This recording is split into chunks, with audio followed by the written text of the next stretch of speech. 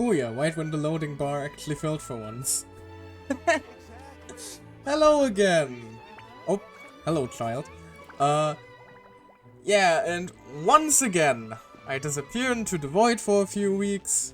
Then there's a gacha update and I get dragged back onto Twitch from the depths of hell or wherever the hell I always disappear to.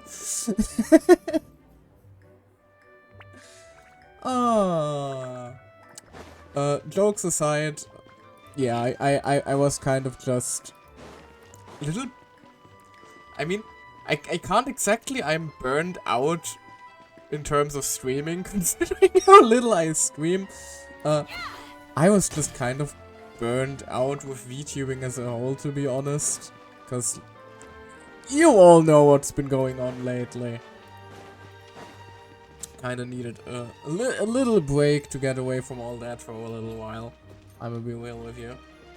But hey, now that a lot of the faces that were lost in the war, so to speak, have started to resurface, things are going to get better, I hope. On a totally unrelated note, follow the new VShojo member, Mint Phantom. Both are fantastic. And Doki Bird, of course. Support them all, show them some love. But now I'm streaming. And you're gonna stay here, even though I think one of them is live at the moment. You're going to stay with me for a little bit. But after that, you're free to go and support them, okay? Deal? Deal. Wonderful. The plan for today is rather simple, really. This is the plan for today. Mono Geo team will work neat for the new area. Huh, good to know. To be honest, I just pulled out this team because Xiaoi, sweetie, you made me absolutely bleed. And now I hopefully have enough pulls for Alachino. We could be cutting it a little close, I'm afraid. We will just have to hope for the best and prepare for the worst. Also, choose the weapon just to make the freaking notification thing go away, or I will go crazy. The 300 pull thing in Star Whale is still something I constantly, and it's driving me up the freaking wall. That's a different. That's something for Star Whale streams. Right, we could get a good look at her first. That's the real question here. Do we just jump right into the story? Do we give in to our gacha addiction, or do we actually see what the fuck she does first? Options. Oh right, also there was a how much thing to click away after an update always. Also, right. Huh. They really had the signature weapon for the new guy constantly in plain sight, didn't they? That's interesting now that I think about it. I wonder if that means we will get somebody who can use the sacrificial jade really well. Sometimes not. Oh my god, that could actually be... Nah. I was about to say it would be funny if the sacrificial jade would be like something for, like, I don't know, Siege Win or something when she comes about, but I believe she was supposed to be a bow character, wasn't she? Which I personally was hoping she would be Claymore, because small creature with big stick always funny. If Vlad uses it, does he really though? Because he wants to be on field, right? Oh, why? I completely forgot about that thing. Oh no, everybody can see what quests I haven't finished yet. Now everybody can see that I explored Jack all in the new Leeway area. I'm sorry, I was busy, okay? Let's go with Jet for now. In the hopes that one day she will have another profile picture. That being that of a playable character, of course. Fact stays active for 10 seconds. Yeah, fair enough, I suppose. But who needs that when you can simply use this. You know, when you get it after like 20 pulls. Anyway.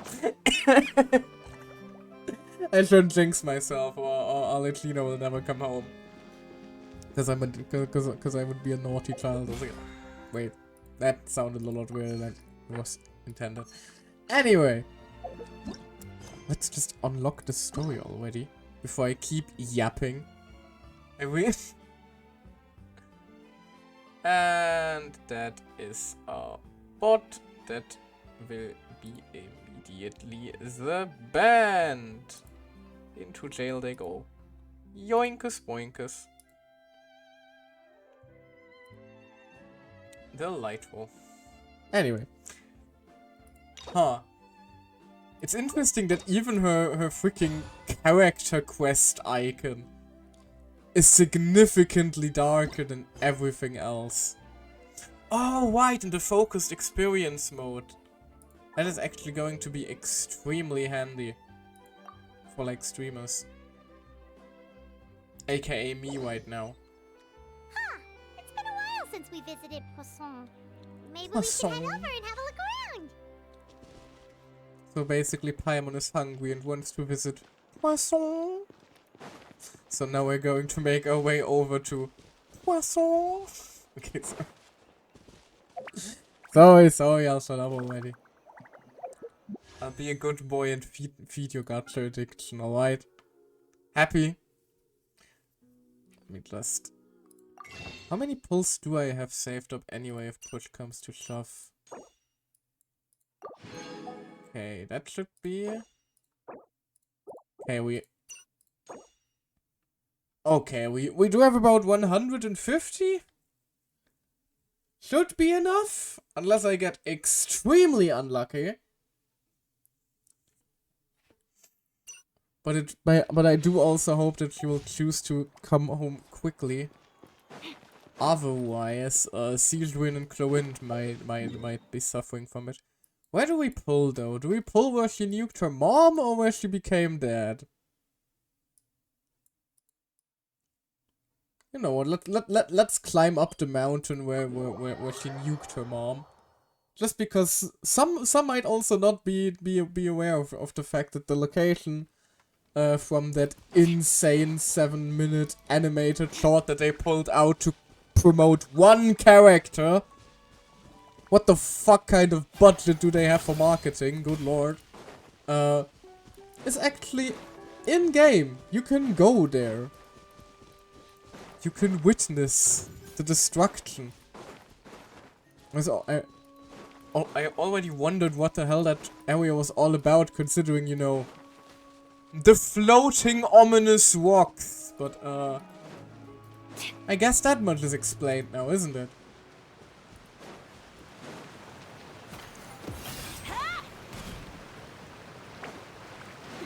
There it is. See, you can even recognize the window still.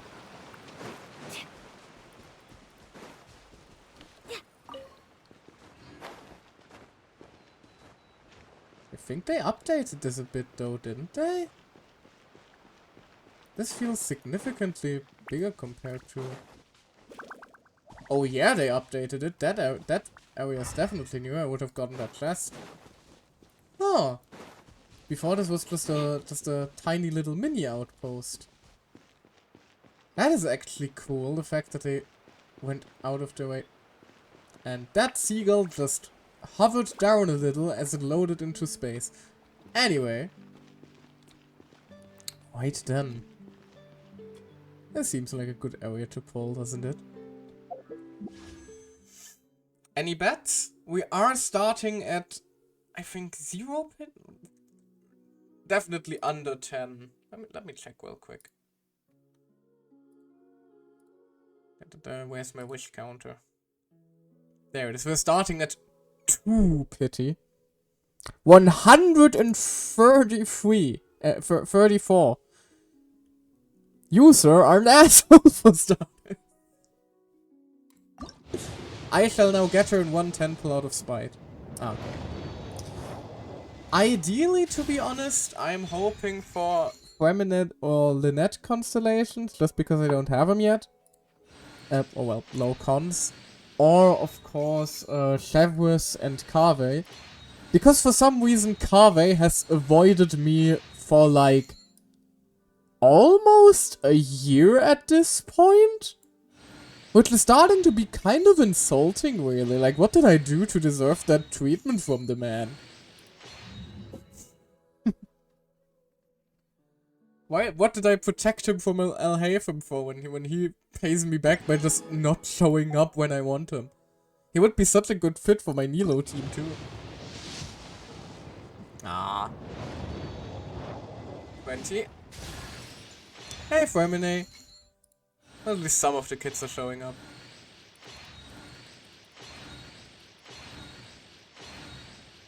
You don't need to count along. I'm already doing that. I appreciate the enthusiasm. Oh, the net. Both siblings. Neat.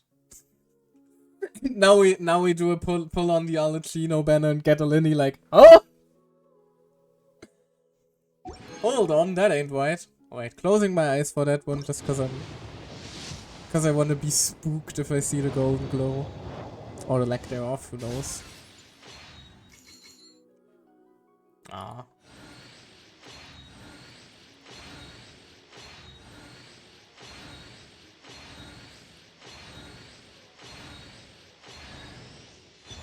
Hooray, a flute. Well, that's not very exciting now, is it?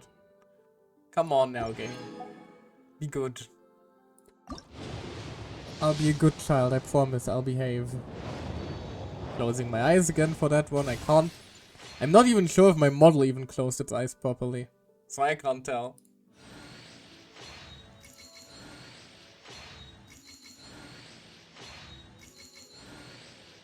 $40 pulls, come on. Pretty please.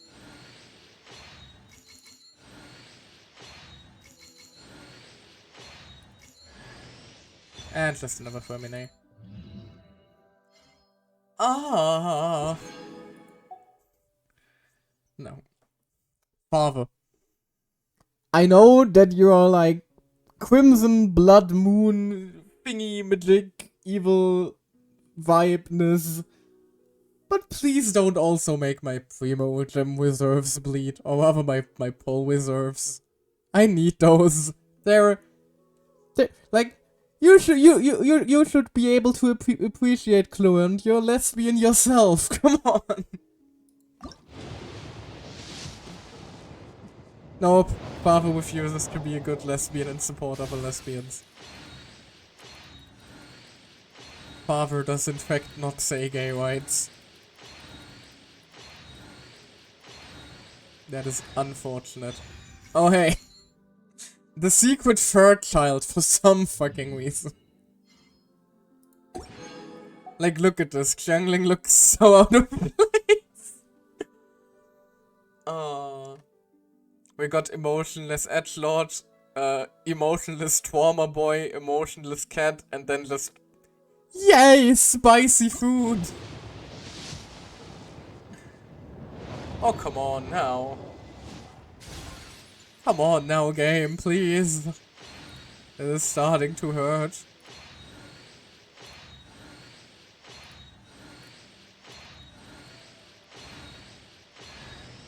Hey, Fermine. You know what? Maybe this just isn't the right location. Maybe Father just doesn't exactly approve of being reminded of, you know, mother murder and all that. So let's head towards the House of Half instead, shall we? After all, we do want Father to literally come home, don't we? So that seems a little bit more fitting. If I can recall how the fuck I get to the House of Half again. I usually just blindly follow the quest markers and hope I end up where I need to be. I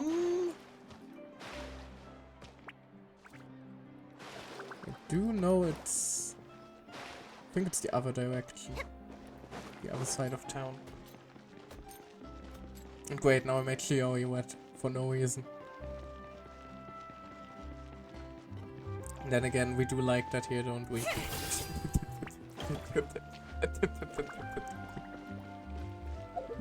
The southwest waypoint you prefer. You mean this one? Above the grocery store. Could be, could be.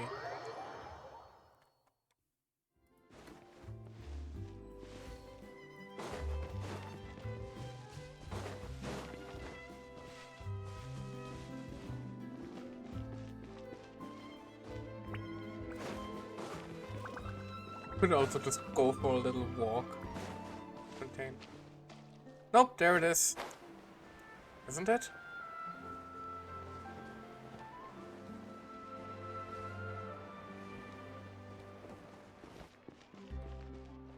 This is where we always meet Lily and Lynette after all.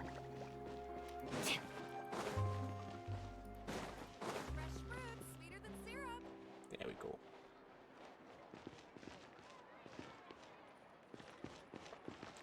The other door, I think it's just both houses. Because they are connected.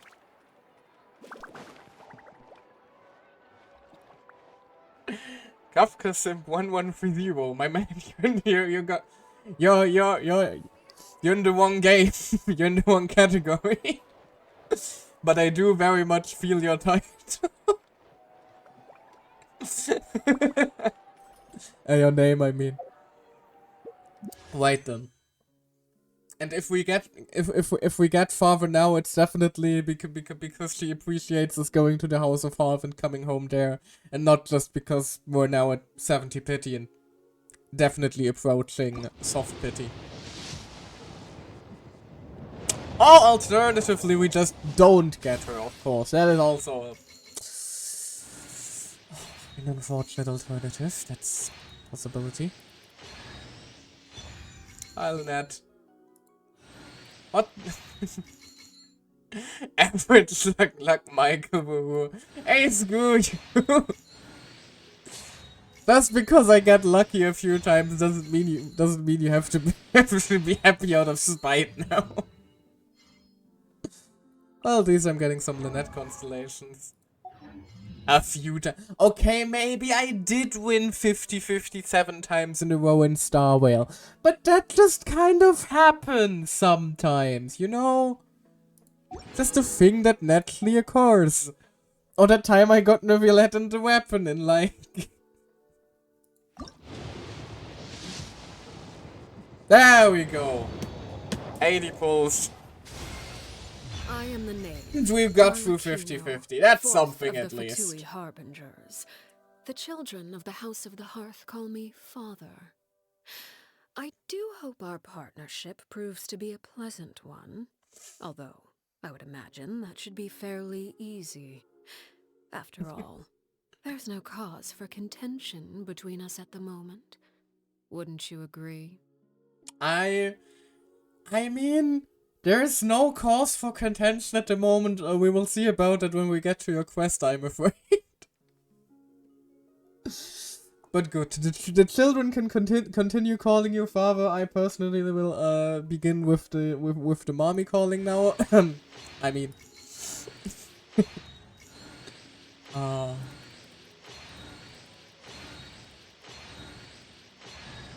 and also, sure, why not? Wait, what? What? What? What? What? What? What? What? Hold on. Wait a second.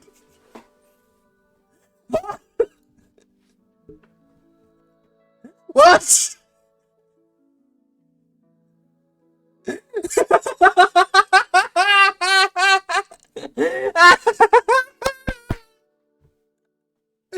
Clip that shit. Let's fucking go. My first constellation for a 5-star character at limited, anyway.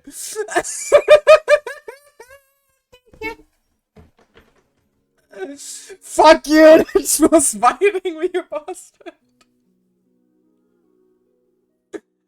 Oh, sure, why the fuck not?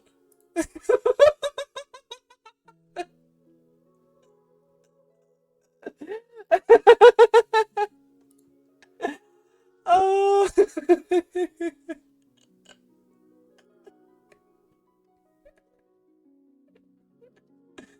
Sure, sure.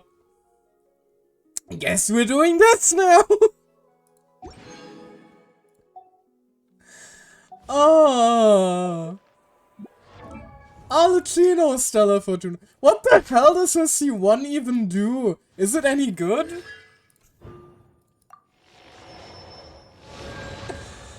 At least you don't need a shield. I don't know what her C1 does.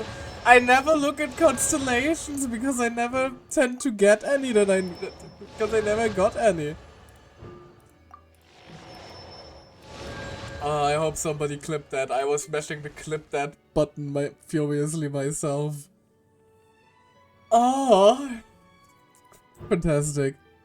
Mask of the Wet Death is further enhanced. The value of the increase is 100%. Additionally, Arlecchino's interruption resistance is increased when she performs normal or charged attack while affected by the Mask of Wet Death.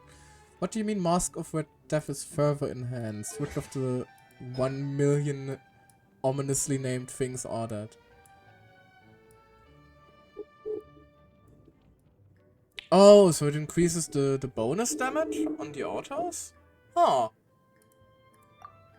Well, fantastic. So it's actually a really handy constellation as well.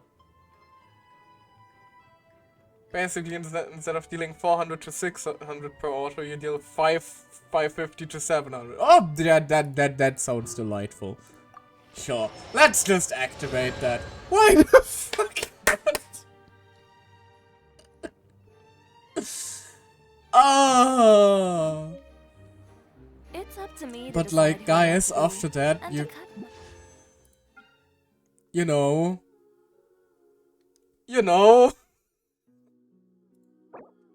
like, no, I will not tempt my luck too much. Unless, hold on.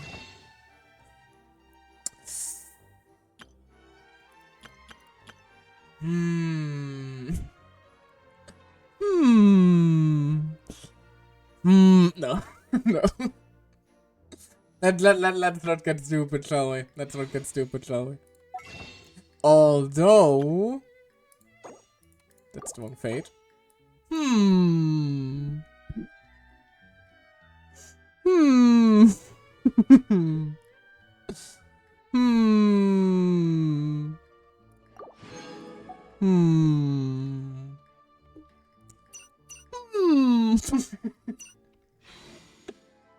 I have the Primordial Jade Spear, it's not worth it.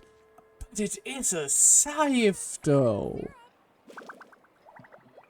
Hold on. Let me decide on one very, very important yet very simple metric. Let's get her out on the field, oh my god. This will be a productive partnership. Sorry. I was distracted by some things there. Let's just see how it looks for a moment. Standing around like this.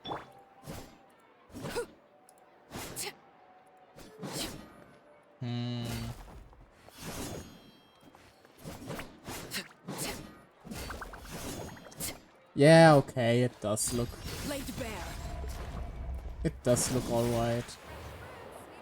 Oh good lord, that is fucking ominous in game. Imagine like, oh hey, dad's coming home, and it's just like, doo-dum.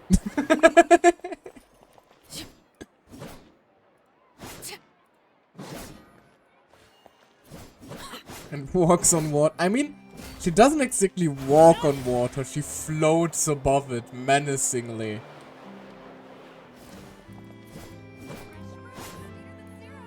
But yeah, the scythe... The automatic scythe does look alright.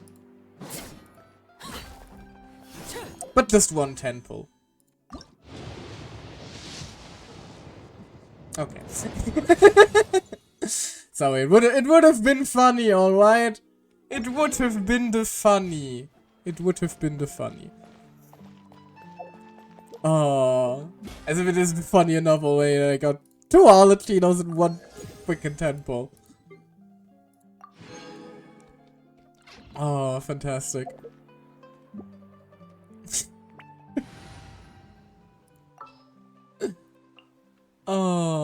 Well, that's certainly a thing that happened. I am the man! Enough good luck, leave some for us. No. Anyway.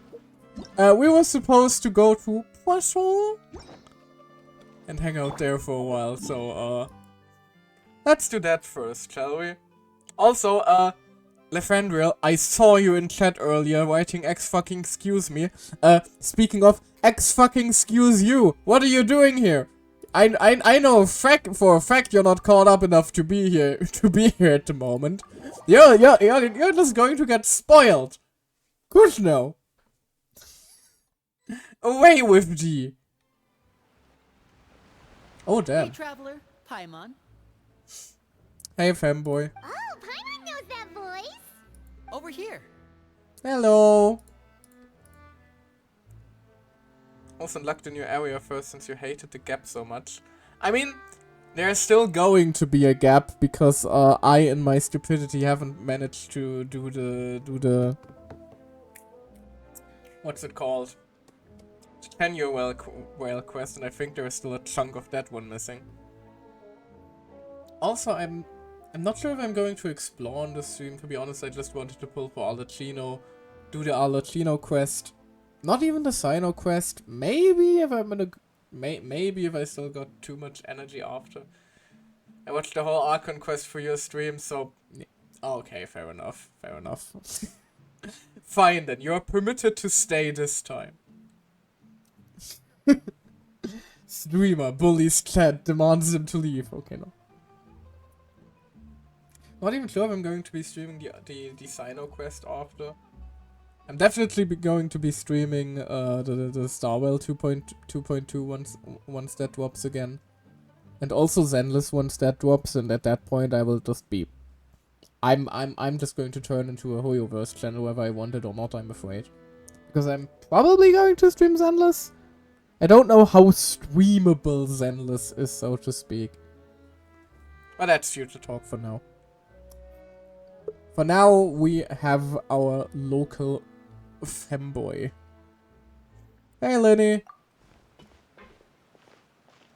Also, I'm not over it. Screw To you. borrow one of the more popular turns of phrase at the moment, this appears to be quite the fated reunion. Running into you two out of the blue like this has really made my day. I certainly wasn't expecting it.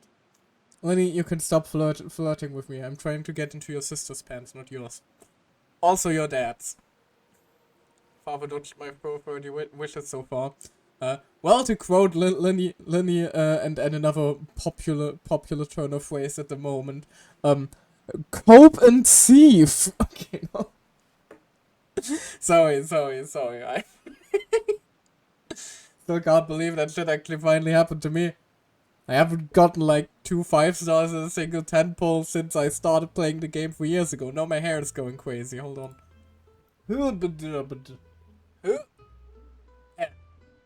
I'm possessed by the Bale Moon. There we go. You can say that again. What brings you to Poisson? Poisson. Wait, Paimon's got it. You must be here for one of your magic shows, right? Paimon, like, with all respect to Navia, Poisson is a damn shithole. I don't think there's going to be any magic shows here. Your hubris will get punished someday. I mean, considering how much I suffered until I finally got Jean, I did my fair share of suffering in this game. Is Michael Arlecchino's bastard son? I mean, her color scheme is gray, black, and red. My color scheme is gray, black, and yellow. Oh well, gold. So conspiracy with all the glitching. Hey, no, that's just because I suck. That is a me problem. I am in fact not an outworlder or whatever the current theory about Arlecchino is. And yes, I did suffer. I had to like wait like think 1.5 years until I finally had her. Which does remind me of a friend of mine who started the game for Diluc recently. She was not very pleased when I showed her my unbuilt C4 Diluc. But that is a different story. Do you even use her? She fell out of the meta by that time. What am I supposed to do? I did build her physical though. She's fun. Anyway. Actually, we've run into a bit of trouble on the home front, so Father arranged for us to stay in Poisson for the time being. Trouble on the home front? Oh, are Lynette and Fremine here too? Yep, along with most of the other members of the House of the Hearth. You may have noticed Poisson seems a bit more crowded than usual. So you're saying nearly the entire organization has moved to Poisson? Sounds like you've run into way more than just a bit of trouble. What's really going on? That's a good question. Well... Since the two of you are so Oh goodness! perhaps I can fill in the gaps. That is a fucking screenshot for the ages. Paimon is spooked! You scared Paimon half to death! Well, at least you're not Farina. Farina might have actually been scared to death. She might have just leaped off here just to escape the knave's gaze. Father, you're here. You know, on second thought, maybe we don't need to know. It's all probably super confidential House of the Heart stuff, right? We totally weren't trying to pry or anything. Paimon, please. It is kind of scary though. Like imagine you're just walking through the street and suddenly the freaking fourth of the Tui Harbinger just manifests behind you. No need to be nervous. I could sense your genuine concern from your conversation just now. Of course, I can also understand your confusion. Sending so many Fatui here to Poisson, it's only natural that some might suspect an ulterior motive to be involved. Yeah, true. We do still have our resume. Oh god, my head just broke because I tried to drink something. No, mate. There we go. We do still have our reservations about your organization. That is absolutely true. Because you have the term in your midst. That's a sentence. I understand. I'm well aware you've had your fair share of confrontations with the Fatui in the past, and I can't exactly guarantee that we'll remain on good terms in the future. At least 3 of them tried to kill me. And that's not counting all the goons that I regularly farm for materials. As for right now, however, I would say we have little reason to be at odds, wouldn't you agree? The House of the Hearth could stand to be more open with those who have worked so closely with us in the past. As for the issue at hand, well, it hardly relates to any ulterior motive. To be frank, it all stems from a certain rumor circulating around the House of the Hearth. It's an internal matter. What sort of rumor? And what sort of internal matter makes the entire House of Hearth move to Poisson for some reason? A rumor that a certain phantom child is hiding away in the House of the Hearth. Goes. Oh, this is going to be about your little girlfriend, isn't it? Oh no. A phantom child? Ooh, just hearing the name is giving Paimon the creeps. Or maybe Fremine was just walking through the House of the Hearth at night and people thought he was a ghost. That sounds like so. Didn't Fremine already get mistaken for a monster once before? I think so. A spirit that should have long ceased to exist is lurking in the shadows of the House of the Hearth. Oh, your mom? So I decided to bring the children to Poisson before continuing to investigate the situation. I expect I should be able to track down the spirit fairly quickly. After that, it's just a matter of resolving the situation, if you will. It shouldn't be much trouble at all. Yeah, because it's diving suit exactly during that one event. Also, by resolving the situation, I'm going to assume that doesn't end well for a spirit. If you're curious, or if you still have some concerns, it might be advisable to stick around for a few days. I'm sure the children would be exceedingly pleased to welcome some visitors. Lenny, I'll leave you to entertain our guests. I have some matters to attend to. Of course, Father. Off she goes.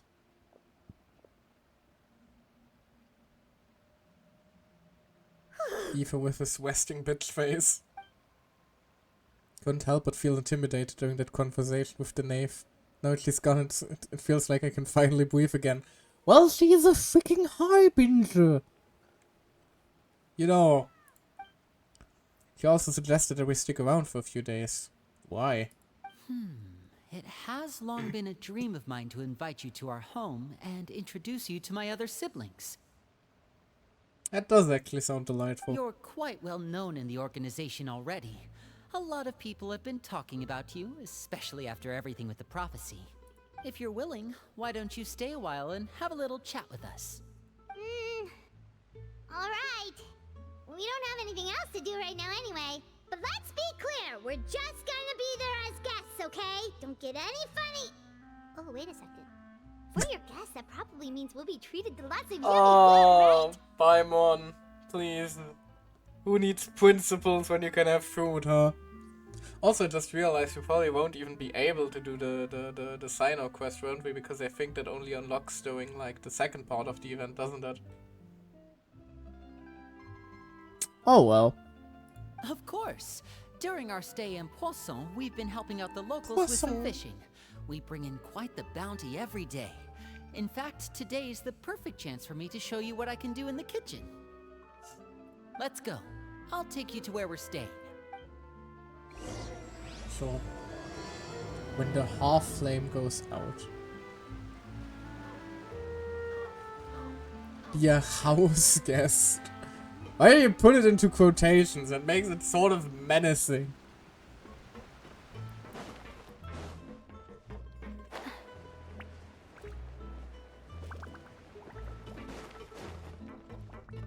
Catties! Hello. The fact is that there's still no petting the cats option or anything like that is very upsetting. So what the fuck is this?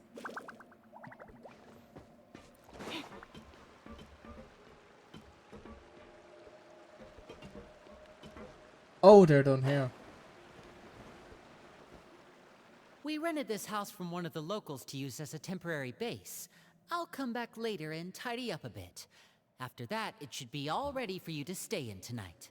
You will love the new world quest. Well, I'm not going to be playing it for a while because I gotta finish the new whale first. Awesome, thanks! So, where are we off to now?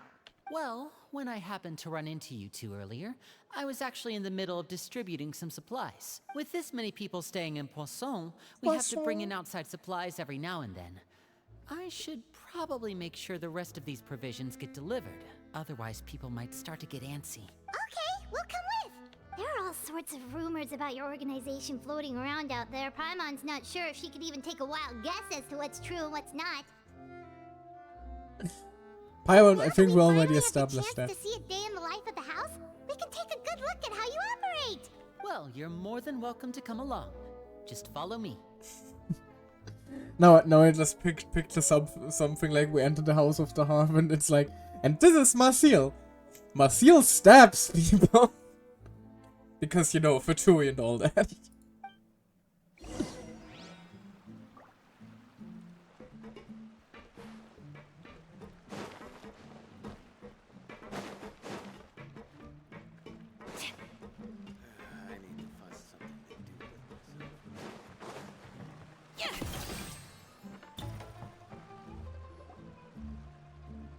Hey ho. Hello, generic Winnie, NPC man. Finally here. The supplies. I'm assuming you've... Brought them with me? Yep, here you go. Spot the playable character between these two House of the Half members. It is nigh impossible. You will not believe who of them is playable. Hello? Something caught your eye?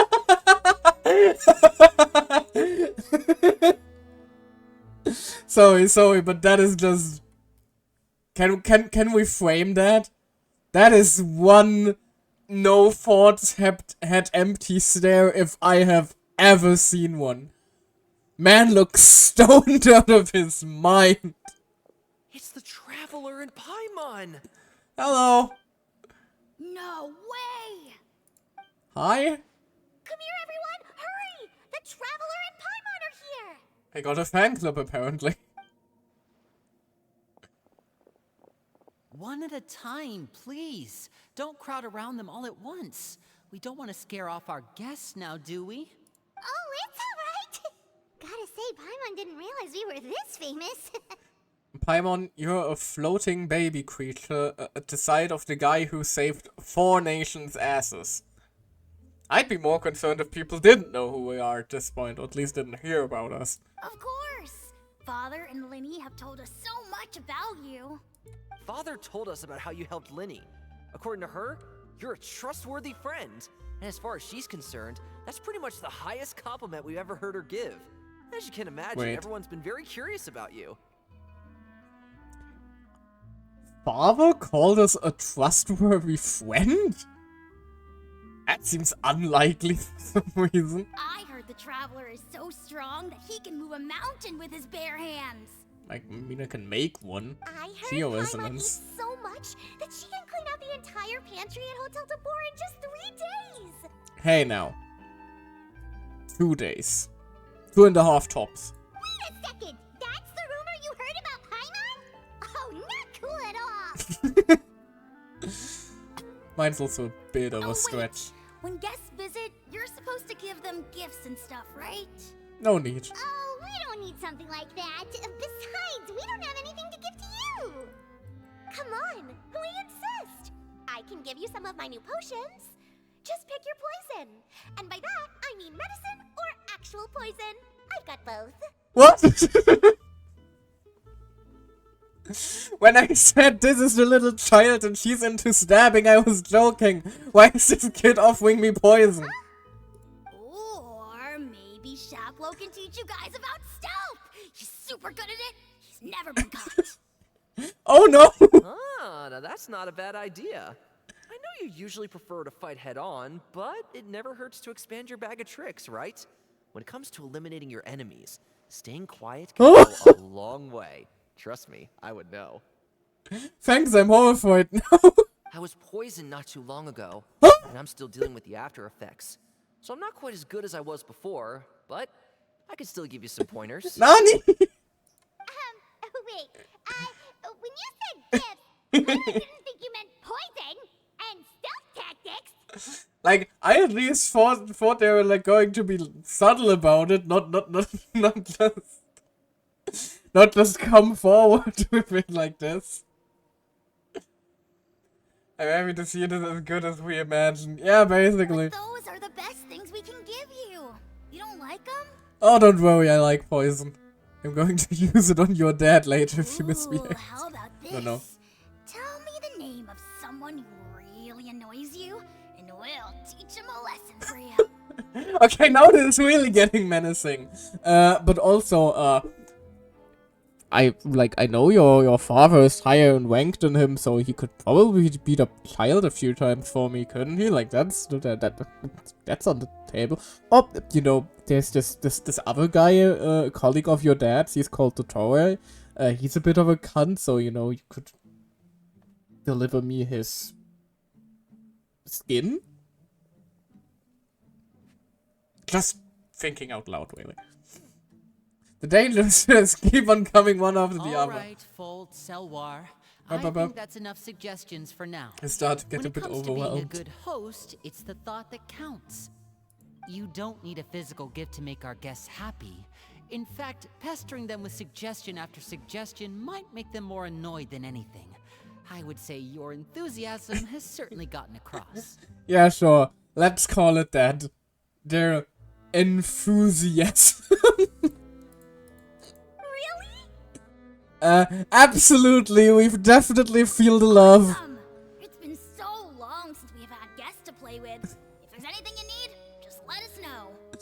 Please, for the love of God, leave it at me feeling the love and not like the knife in my back. Yeah, especially if it's poison or something.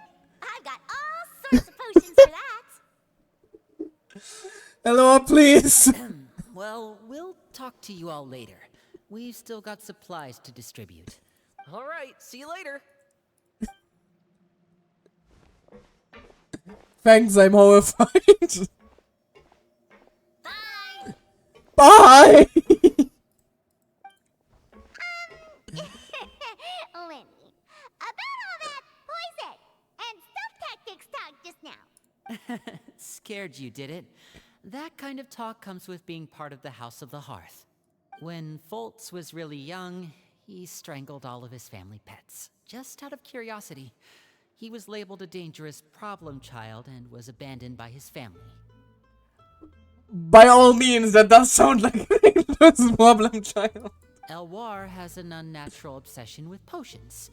Father has forbidden her from trying all the different concoctions she comes up with, but she still tries to test them in secret. You really have to keep an eye on that one. What do you mean she tests them in secret? Do you let her drink poison? Lenny, honey, darling. Like, not to be disrespectful to your siblings and all that, but those sound like serial killers in the making. Chaplot is around my age. While I'm mainly responsible for collecting intelligence, he handles surveillance. He's very passionate about his work and has no reservations about taking on some very difficult missions. No, she makes her siblings drink the poison. That is worse! I know you two probably aren't used to that kind of talk, but I can promise you they only had the best of intentions. Do they? Things like stealth tactics and developing different poisons, they really mean a lot to them. They were just trying to share the best of what they could offer, that's all. I'm still very much concerned about both their safety and the safety of those around them. But sure, let's just move on from that, I suppose. Somehow. And then there's Fremine. Fremine is probably one of the scariest motherfuckers in the House of the Hearth, if you ask me. He must have gotten bullied a lot by the kids, probably, but I still hold the firm belief that, like, between Linny, Lynette, and Fremine is the one you don't want to make angry. Because I still think if Fremine gets mad and, like, goes all out and pushes his timidness aside to kick your ass, he is going to destroy you. It's always the quiet ones. Filiol, supplies are here. Hello. And who are these two? Outsiders? So to speak. Allow me to introduce you. This is the Traveler and Paimon. Oh, you're the famous duo I've been hearing so much about. It's nice to meet you. Hello. I heard you've traveled to all sorts of places. Is that true? Well, not all places. We're working on that. Not Lana's next. We're making our way all across to that. Oh, good for you. You must be pretty familiar with Fontaine by now, then. Have you seen the new opera that started running recently? I think it's called... The 4,000 Thieves? Oh, this is the first we've heard of it.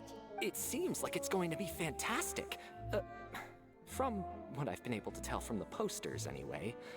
You should definitely check it out if you have the time. Interesting. Oh, and there's the Blind Maiden, too. That one is supposed to have audience interaction.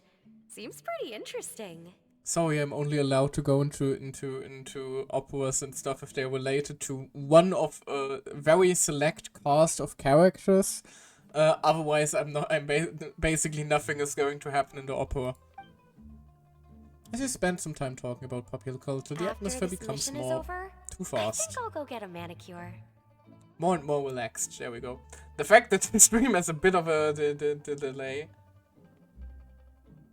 Oi, behave. Behave, Clad. Just because there's a woman on the screen doesn't mean you have to immediately lose your marbles. Oh, maybe I should dye my hair. Wonder Why? how much it'll cost. You have a very pretty hair color, sir. Is it just Paimon, or do these two seem much easier to get along with than the others? Looks like the House of the Hearth has some normal members after all. Yes, say that a bit louder. Why don't you? Why don't you? Perhaps in the closer vicinity of Lynette, Fremine, and Linny. You know, people we've called our friends for like almost over half a year now. I heard that. Yeah, and an earshot of them as well. Oh! Oops. Eh? I'm guessing you're referring to Foltz and the others? Yeah, we're definitely not all like them. I bet those crazies are practically foaming at the mouth right now. I'm sure they just can't wait to get back to Snezhnaya to carry out the plan. The what? That's enough, Filial. Also very rude toward your siblings. Don't talk about family members behind their back, right? Whatever. Let's go. Guess this is goodbye then. If you ever have some time, we should go see the opera together. Goodbye. Well, that ended roughly. Well, that's it for the supplies. We should probably head back as well. Good plan. Where did you leave your sister and brother anyway? Well, they didn't seem too happy with each other. Seems like there could be something more going on here. Should observe for now, it's better not to pry. You're right. We're only here as guests after all. Exactly. Linny's getting super far ahead. Come on, let's catch up. What family doesn't argue from time to time, I suppose? Looks like there's more trouble in store next month, too. When will it end? Hey, just focus on the positives. At least our time in Poisson has been pretty Poisson? relaxing. Don't you think? So yeah, basically do that on instinct now whenever I hear the word.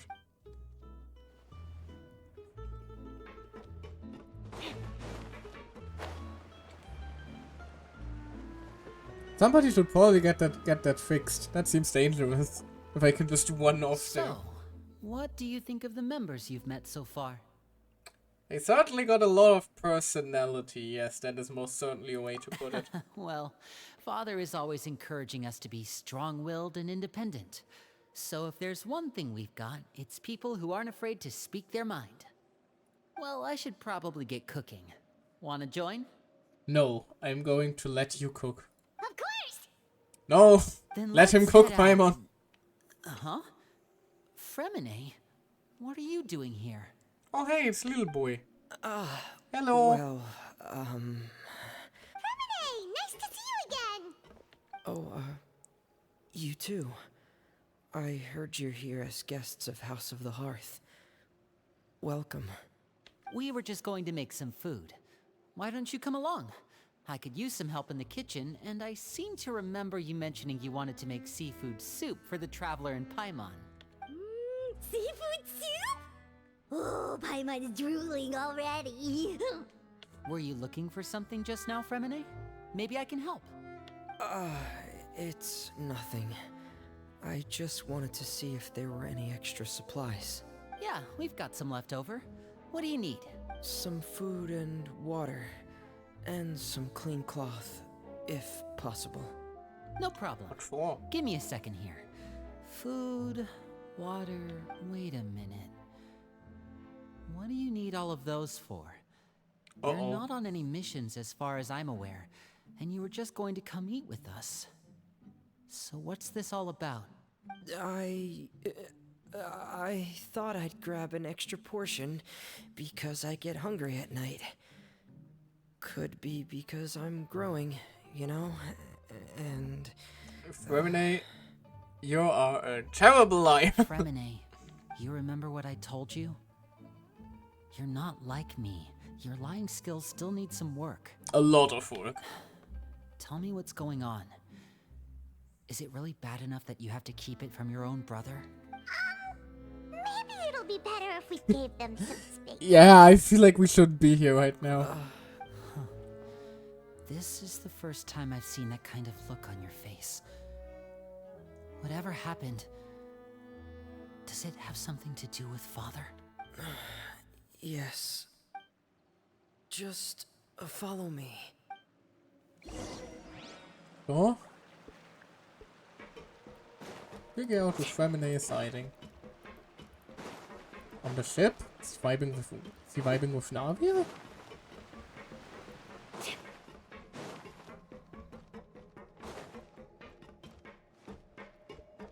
Next customer.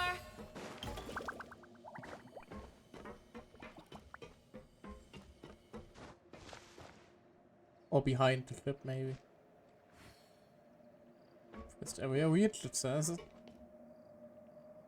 Where Fremine? Oh my god! Oh my god! Oh, and you've brought some friends with you this time.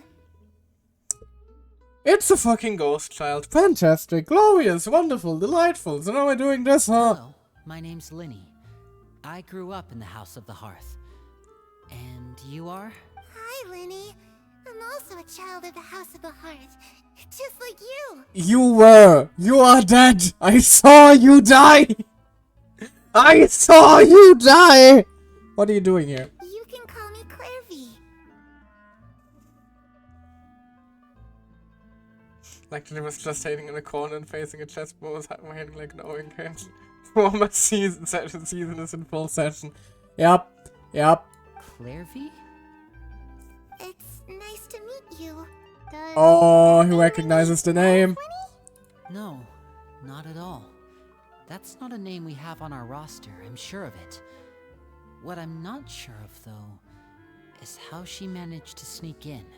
I don't like this. She must be the phantom child Father's been searching for. From the looks of it, I'm guessing you were the one that found her, Fremine. You, The necklace, exactly. haven't told Father, have you? No, I haven't told anyone. I've just been keeping her hidden. For how long? About half a month now. So ever since we got to Poisson, then. Do you have any idea what you're doing? That does sound like a recipe for disaster. I know what I'm doing. Do you? Really? Because from where I'm standing, it looks like you're hiding the very person Father has been trying to find. Fail a line. If Father finds out about this, everyone involved is going to be punished. And now this Arlecchino materializes behind us again. You know the rules of the house, Fremine. I know you do. Father doesn't tolerate any form of betrayal. So why are you doing this? I've thought it through. And I just can't hand her over like that. Linny, don't you remember last year? Chaplot nearly died after getting poisoned during that one mission. He wasn't able to get back before the poison started taking effect. And not a single person was there to help him. He's just vibing meanwhile. That night, while I was sleeping, I heard a voice telling me to go save him. I opened my eyes, but I couldn't find the source of the voice. I thought maybe I was just hearing things, but I went to look for him anyway. Luckily, I got there with enough time to save his life. That feeling of being haunted, of hearing voices, it's happened many times in the House of the Hearth. I'm sure you've noticed. I mean, like, I'm sure a lot of people in the House of Hearth have voices in their head. But I'm not entirely convinced that every one of these voices is Clairvy either. I think some of them might also just, you know, have other kinds of voices constantly screaming in their heads. So what you're saying is, that was her? She was the one who spoke to you that night? Unless there are other spirits roaming around the House of the Hearth, I don't think there's any other possibility. Oh, don't worry, there's plenty of ghosts in the past. Your father took care of that. If Clairvy were our enemy, it wouldn't matter whether she was a spirit or an actual child. I would have acted without a second thought, because that's what Father ordered us to do. But she's been living with us, helping us from the shadows all this time. I think that makes her family. I couldn't just hand her over to be dealt with. Not when there's so much we still don't know. So what's your plan then? You can't keep her here forever. Someone is bound to find out eventually. I haven't thought that far yet. I don't want to disobey an order from Father, but I also don't want to put Clairvy in danger. Come with me. there are a couple things I'd like to say to you in private. Uh-oh.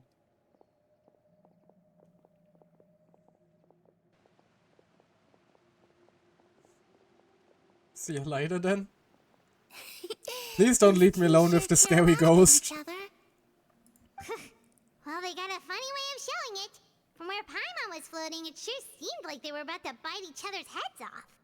Yeah, because if Linny doesn't show him out, Father will literally cut Femine's head off. No way. They have a really deep bond. I could tell right away, because I also have a friend like that. Uh-oh. I just don't know how long that kind of bond can last. Yeah, about that. I hope that Linny won't have to kill all his siblings. Darkness in the house runs deeper than you can imagine. No one can get out alive. What a normal and not concerning sentence to hear from a little ghost child. I'm sorry, Linny. I really didn't mean to drag anyone else into this. Oh, really? You didn't mean to? 'Cause I, for one, wish you did. Huh? What do you mean? You know, when we were younger, you didn't call me Linny. You called me brother, just like Lynette. We grew up together, the three of us. We were all orphans, all rescued by father. Of all the siblings in the House of the Hearth, I think our bond was the closest. Aww. He's just sad he didn't come to him first. Later on, when you started calling me Linny, I wasn't actually surprised. After all, Lynette and I are related by blood. We've had to depend on each other to survive long before we joined the house. Linny, The darkest and most difficult moments of my life happened before you and I had ever met. I'm sure that's true for you as well. Even so, Fremine, we've stood by each other for all these years now, and to me, that means more than blood. Aww. You and Lynette are the most important people in my life. No one can replace you. So I won't let you face anything alone. Not if I can help it. Oh, looks like things are getting kind of heated between Linny and Fremine. Maybe we should go check on them. I'm on now, it would be a terrible time to check on them. Oh, for fuck's sake. It's raining. I should put my clothes away. Wait, now the little ghost child wants to strip. Wait, isn't that someone's signature dish? Lasagna. Oh, she's looking for Alicino. Oh, this is not going to end well. Hey, you two! Hope we aren't interrupting anything. Like a fight, or... Oh, wait a minute, Fremine. You're not crying, are you? Is everything alright? I'm sorry, I accidentally summoned the dog. No, just staring at him like, okay, now this is better. Oh no! Everything's fine. Thanks for asking. Well, we're all friends here, right? We've been through so much together, so if there's anything we can do to help, just say the word. Would you like a hug? It's just a small family dispute. It's not something our guests should trouble themselves with. In fact, it might be better if your stay ended here. Sometimes having guests around can come in handy. What are you getting at, Traveler? When guests are around, families are often on their best behavior. And any disputes are less likely to escalate. That's what you're trying to say, isn't it? Exactly. I just... Thank you. I was really hoping to keep you out of it. But even if I could think of some other reason to turn you away, I'm not sure I could convince you. I know things could turn dangerous, so I promise you this. From now on, I'll protect you like my life depends on it. You're gonna make me blush. Me too. Well, You're gonna make me blush back twice. to the matter at hand then. If we don't plan on handing Clairvy over to Father, then our only other option is to solve the mystery of her identity before Father is able to track her down. That means finding out where she came from and what she's doing here. Then we can send her on her merry way and pretend like none of this ever happened. That's probably going to be difficult. I've tried that already. And? And nothing. I tried taking her somewhere really far away, but after some time, she just reappeared. Wait, you...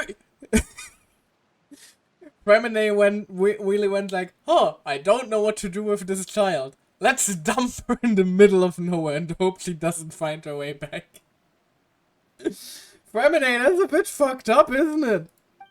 She even came with us all the way to Poisson. It seems like wherever the house is, she follows. Can you not smile at me all creepy like? I don't know much about spirits. Do you two have any ideas? Oh no, well, we interacted with plenty of ghosts before. Let's see here. Paimon remembers hearing something like, if you fulfill a spirit's last wish before they died, they'll let go of whatever's keeping them here and return to the ley lines. Oh, it's just that Paimon doesn't really remember where she heard that, so it's not guaranteed to work or anything. Probably Inazuma. Oh, we could bring her over to Venti. Well, sounds like it's worth a shot. Guess that means we should go ask her about her wish. But first, Fremine, I need you to promise me something. What is it? I need you to promise me that this will stay between the two of us. We're the masterminds behind this whole thing. No one else gets involved. Can you do that for me? Lenny, with all due respect, the fact that you just gave Remine a talk like that, and now are basically planning to keep Lynette out of it, kind of hypocritical, isn't it? You know, a little bit. A little bit, I mean quite a lot, actually. Of course. I promise. Sweet as it is. Alright. Then let's seal the promise just like when we were kids. Fist bump on 3. Ready? 1, 2, 3. I swear. Oh, never mind. It doesn't manifest. Oh, hey there.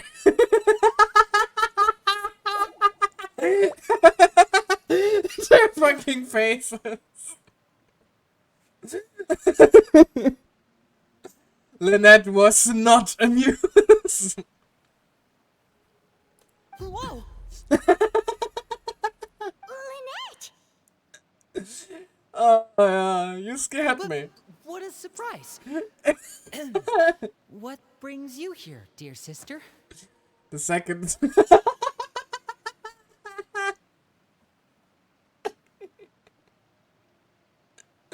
Oh, she's angry.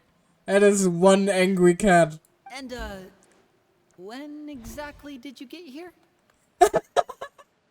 They even gave him little animated. All these little animations are adorable. Oh my god.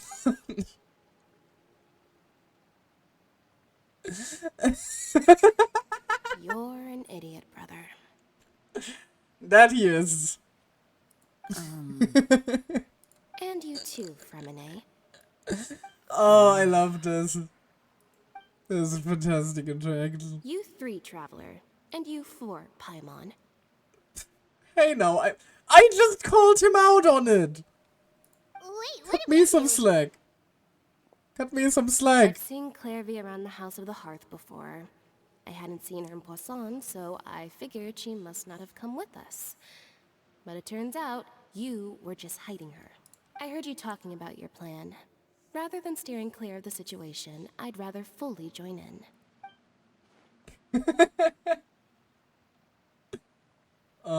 If you don't agree, I'll have no choice but to report everything back to Father. Simple as that. Yeah, sounds about right.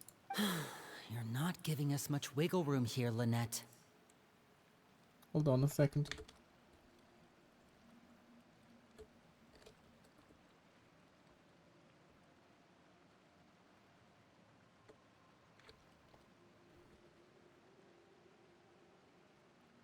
Well, I guess we're all in this together then.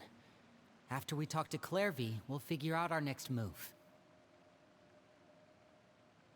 There we go. There's no time to lose. Let's go.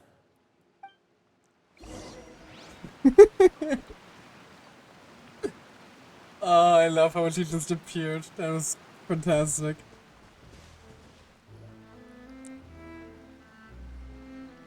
I'm full. Thank you for bringing me this food, you guys. You didn't eat any of it, it's still there. She said she's full, but the food doesn't look like it's even been touched. Yeah, she's a spirit, she can't actually eat. That's right. Based on what I've been able to observe, it doesn't seem like Clairvy can interact with the physical world at all. But then also, why are you scared of bringing her to father? Because it's not like Alecino could do a whole lot against her, right? Still, when she's presented with food, she'll always linger around it for a good little while. Maybe, in her mind, she really is eating those things. Does she know that she has already passed away? I've tried to ask her, but she didn't answer. My guess is that she's just as confused as we are. Or maybe she couldn't understand the question at all. Clairvy, if you've got some time, I'd like to ask you a few questions. Sure. Oh, another new friend. Hi, I'm Clairvy. Hello. Hello. Clairvy, how did you join the House of the Hearth? Huh? Isn't it the same for everybody? The knave brings you here and then you can't leave. That's an ominous way to put it. It's just that your name, it's not on the roster. And I've never seen you before. The roster? Oh, I get it now. I think there might be some things you don't know about this place. That's ominous. The people in charge, they're not as nice as they look. They say they keep a roster, but it's not complete. There are a lot of people who aren't on it, and never will be. In this house, some people are family, and other people are just test subjects. Those kinds of people aren't ever going to get a place on the roster, unless it's the roster of people who've been executed. Oh, those are the kids that the old knave used to deliver to the Torah, aren't they? Wait, does that mean the knave... She... Pretty sure that Alecino abolished that, but we Is there can't anyone be that can vouch for certain. you? Perry. She's my best friend. She's the only one I trust in this place. Have either of you heard of that name before? No. It's your dad! Me neither. It's your dad! Clairvy, Perry. Neither of those names are on the roster. But it seems like she's telling the truth. Either that, or this kid's already got a bag of tricks bigger than mine. Maybe we should try a different approach. Clairvy, do you have a wish? Also, like, maybe you shouldn't discuss... No, we must change tactics. Hello! It doesn't really work well if you try to get information out of someone to openly discuss a change of plans in front of them, Lenny. A wish? It can be anything you want. Just imagine. It's your birthday, you're blowing out the candles, and your wish is... My mom dies.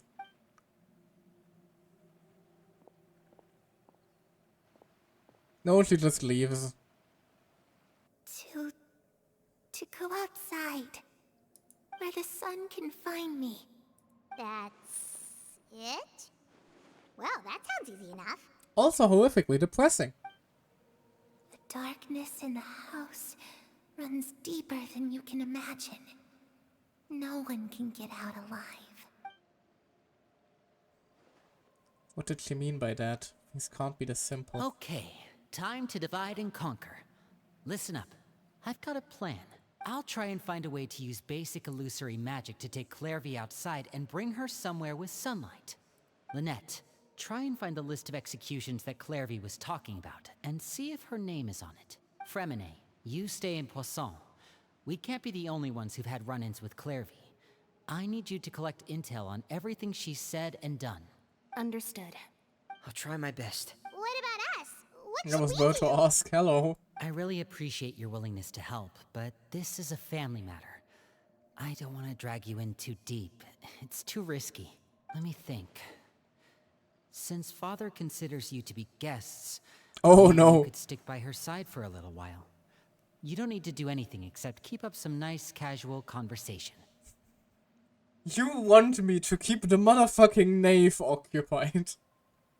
And you just told me you're trying to keep me out of danger. Ah, Paimon gets it. You want us to distract her. I'll give you a magic bird.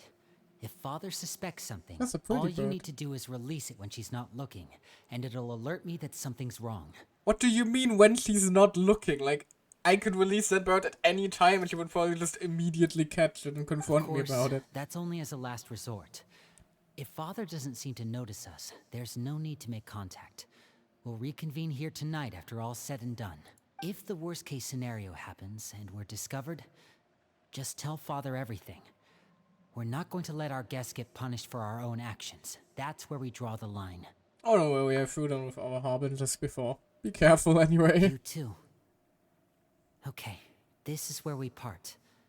Father should be at the beach nearby.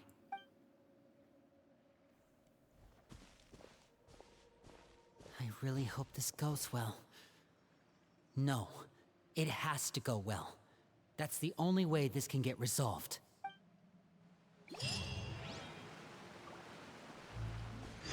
Clairvy, I'd like to take you somewhere. Is that okay with you? Sure. Where are we going? Well, have fun, you two. I will try not to get murdered by your father.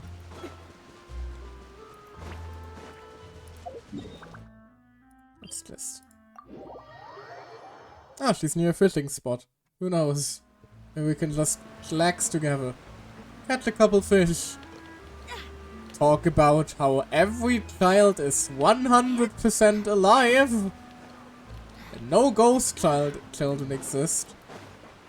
I can already see it coming. We're going to approach her and she's just going to be like, so how's Clairvy?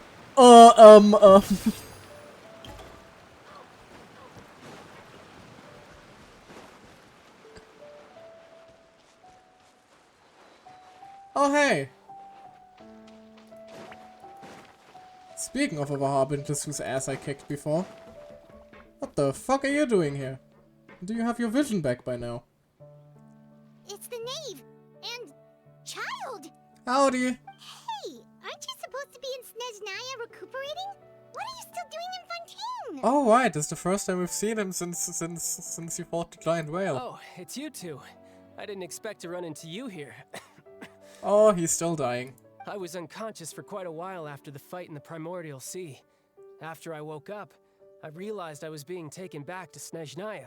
And well, I couldn't have that now, could I? Not when I've still got unfinished business here in Fontaine. So, I mustered up all my strength and made the journey back on my own. Oh, please. What sort of unfinished business are we talking here? It has to do with Skirk, my master. I really wanted to meet up with her, but by the time I got back, she had already left. Oh, he does have his vision back. Interesting. Also, what do you mean by the time you got back? Did you just create another hole and return to the Primordial Sea? I still have so many questions for her. Without any other leads, all I could do was ask the knave to help me track her down. She must have left behind some traces from her time in Fontaine. Oh, okay. So, have you found any clues? Also, didn't he eat you like a sack of potatoes? Unfortunately, no. While the House of the Hearth is adept at collecting all manner of intelligence, certain existences can still manage to escape our purview. Basically, unless Master feels there's a need to meet with me, she's not going to be found. But that problem has an easy fix. I just need to become stronger, and then... Try not to die before you get there. Paimon thinks you should focus on getting better first. The worst of it is over. It's all thanks to that one kid from the House of the Hearth. Elwar, I think her name was. She gave me a bunch of random potions to drink. They didn't go down easy, let me tell you. Pain and chills all over. But they really did help speed up my recovery. Oh no, a child got poisoned! And that's good, because it looks like I really do have to head back this time. The old man's been putting the pressure on me. He sent someone to tell me I'm needed for some sort of project.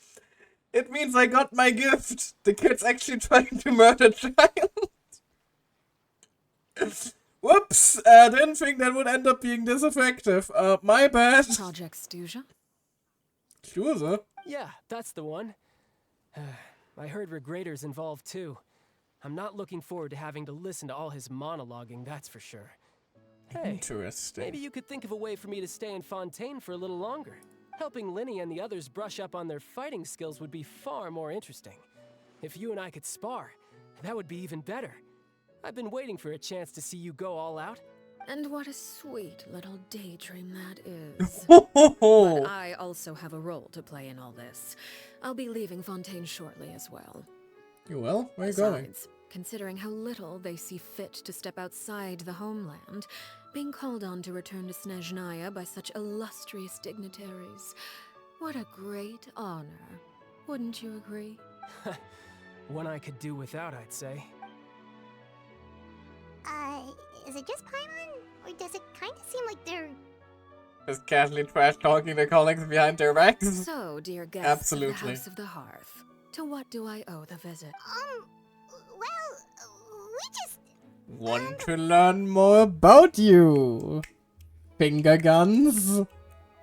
Hi. With whiz. Right! We're super close to Linny and the others, but we still don't know much about you! Is that so? Introductions have already been made, have they not? She ain't buying any of this shit. There's only so much you can learn about someone from a short introduction. At least tell us something a little extra, like...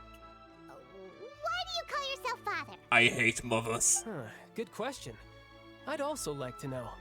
The fact that you have to ask tells me our intelligence work has been quite successful. Telling you the answer to that question would only serve to undermine that success. And we can't have that. Now can we? Oh, she's good. Spoken like a true diplomat. That was some expert sidestepping right there. Yeah, exactly. She's good. Well, if there's nothing else, I think I'll take my leave. I still have a small matter No, to wait! resolve at home. Wait, don't go! Paimon, could you make it any more obvious that we're trying to keep her occupied? The knave sleeps right now. She's sure to run into Linny and Clervy. Shall we release the bird, Linny girls? No, we should try to get to talking about something for about the House of the Hearth. What does the organization mean to you? That's a good question. I'd also like to hear the answer to this. I've met some of the members of your organization, and they all seemed like really good kids. They actually reminded me of Tonya and Tusser, which, by the way, if you ever betray them, I'm just letting you know, I won't let you off easy. I'll kill it with the threats now. And why would I betray them? Well, you've already betrayed the House of the Hearth once, haven't you? At least, that's what I heard. Oh, he touched a nerve there. Okay, I admit. That's just what the old man told me. The rooster, I mean. The knave betrayed the House of the Hearth, so does that mean what Clervy said was true? Does the knave really treat her children like test subjects? Wait, did you really do something bad to those kids? Never mind what I've done. I'm more curious as to what the mighty rooster had to say. Oh, Dare to enlighten there's me. beef. Well, nothing much.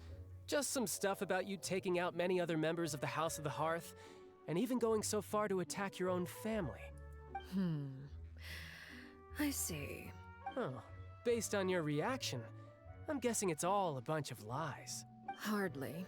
I don't appreciate his particular turns of phrase, but I suppose he didn't say anything untrue. Well, at least she's honest about Although it. it would be more accurate to say that there is a certain level of prejudice involved, but I don't intend to clear that up just yet. Prejudice has a funny way of concealing the real truth behind certain things, an attribute that I find to be quite advantageous. Call yourself a Fontainian, for example, and people will assume all sorts of things, when the real truth is that this is simply the land where I was raised. Oh, interesting. So where are you from then? Huh? You're not actually from Fontaine? But then why did you try to help out with the prophecy and everything? Because here's where the House of Hearth is. I was trying to protect the children born in Fontaine. Claiming that I myself was a Fontainian simply made it easier to operate. People would hardly suspect a fellow Fontainian of having any ulterior motives. Who wouldn't want to save their homeland after all? Also, that means she wasn't an Oceanid, actually. Interesting. The primordial sea wouldn't have any effect on me, but it would have caused great harm to the House of the Hearth. Well, you wanted extra information, didn't you? There you go. I hope that satisfied your curiosity. I mean, if anything, now I'm wondering where you came from then. So much for learning anything else about your betrayals. Hold on. Okay. Sorry about that. Family just came into the room for a moment. How fitting, isn't it? Anyway, she probably only revealed the other secret in order to change the subject. Seems like she's trying to avoid talking about her past. So, you stayed in Fontaine for the kids. I guess I was wrong to believe you'd betray them. Apologies. Looks like I was holding on to some prejudices myself. Yeah, maybe check out your own voice lines about. Good. Like I said, I like it when others have misconceptions of me. Actually, while I was recuperating at the House of the Hearth, there was something else No, that really no, caught my no, attention. no, no, no, child, I heard please. that members always resolve disputes and arguments with a friendly spar. Okay, good. And the loser has to back down. Seems pretty cool if you ask me. Would also give them plenty of opportunities to hone their skills. I thought he was about to be. By the way, isn't there this little ghost child that keeps wandering around called Clervy, who's been hanging out a lot with Linny lately? And also, she's asking for your real name. Well, that's only a recent development. In the past, such spars weren't nearly so friendly. The losing party would lose everything, including their life. They were that high stakes? Whew, at least that's not a thing anymore. Well, the current atmosphere's not half bad. I'm a bit jealous, actually. You've got so many family members around you, and you even get to live with them. Does she? She's probably in Snezhnaya most of the Having time. a lot of family around means dealing with a considerable amount of bickering and scheming. Once Tonya and Tusser enter their rebellious phase, I'm sure you'll understand. Just imagine. Tusser becomes obsessed with plucking out strands from the rooster's mustache, or Tonya decides to dye her hair 42 different colors. He is not ready for that. Okay, okay. I get the picture.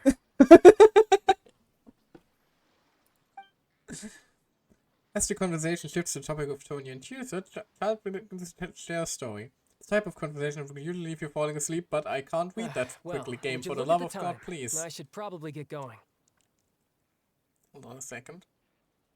But you find yourself grateful to child for buying more time. There we go. Praise and be the stream delay, I guess.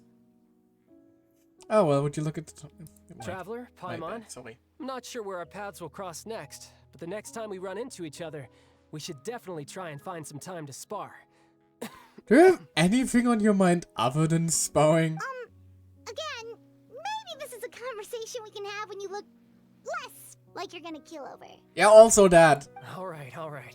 Well, thanks for everything, Arlecchino. No thanks necessary. You also played a part in obtaining the Gnosis. I would say we can call ourselves even. I like the sound of that. Well, I'm off. See you all some other time. We should probably get going too. Do you want to head back with us? Oh? You want me to leave so soon? Oh, Well, Paimon, please, for the love of God, just let me do I'm the rather talking. enjoying the evening breeze.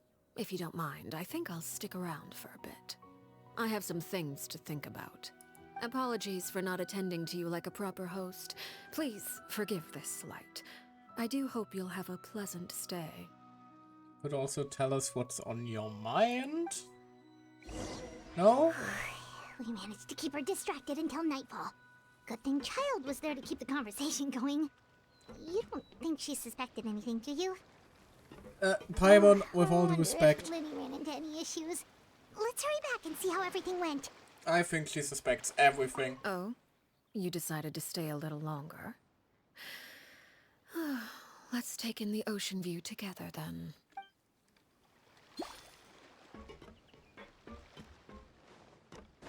Right then. Hey Liddy, how's the ghost child doing? The what? No shit! Okay.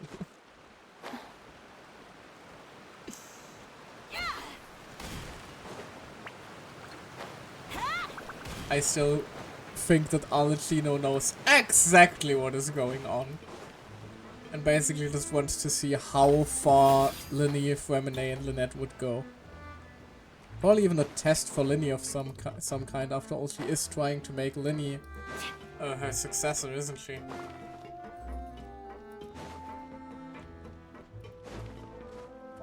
Hello! Ouch. My legs. Lenny, how did everything go? Well, long story short, we ran into a small issue. Clairvy can't go into the sunlight. What do you mean? Everything Ooh. was fine at first. She followed me up to the surface just like I told her. No, she's not going to disappear the moment they step But into as the I sun. led her out of the shadows and into the sunlight, she vanished. Huh? I turned around and there she was, standing at the edge of the shadows, silently watching me. With a creepy fucking smile. Huh. Maybe she's afraid of sunlight, or... No, it wouldn't be her wish if that were the case. It could also be because she's a freaking ghost. Well, we could always try pushing her into it. Not sure pushing works on a non-corporeal being. Oh, true. I've pretty much tried it all already. Nothing worked. Eventually, the sun went down, so all I could do was bring her back here. How did it go with you, Lynette? Good. I've got the list. It's right here. Really? Well, what are we waiting for? Let's take a look. Out of half is a list of executions? Oh, bit that's ominous. a lot of pages. Oh, it's gonna take forever to get through it all. We can each take a section. Here. Yes, sir. La Pouillade, Landois, Chambel, Horaire. Oh, damn. Even the faces.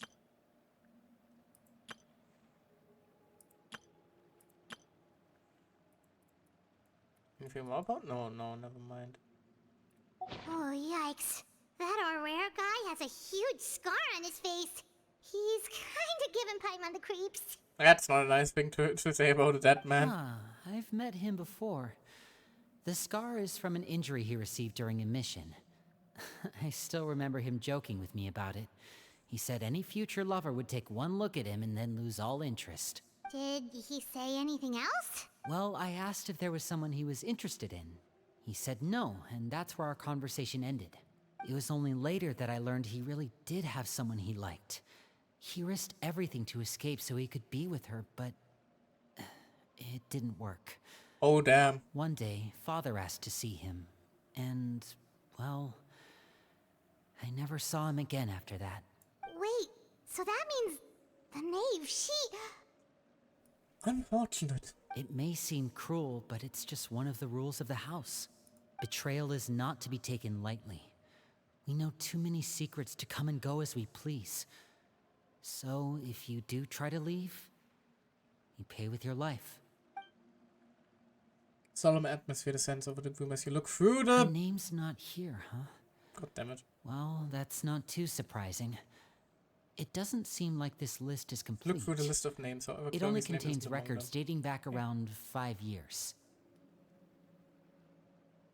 Yeah, 5 years, maybe a little... maybe not exact... Wait, 5 years and that many names? Let's shift our attention then. Fremine, were you able to find anything out? Fremine. Sorry.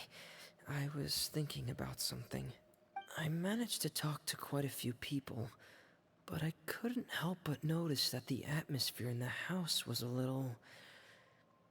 strange. And because Clary hasn't been around a lot lately? Strange. Yeah, I mean, I know there have been arguments in the past, times when people haven't gotten along. Chaplot and Filiol are a good example of that.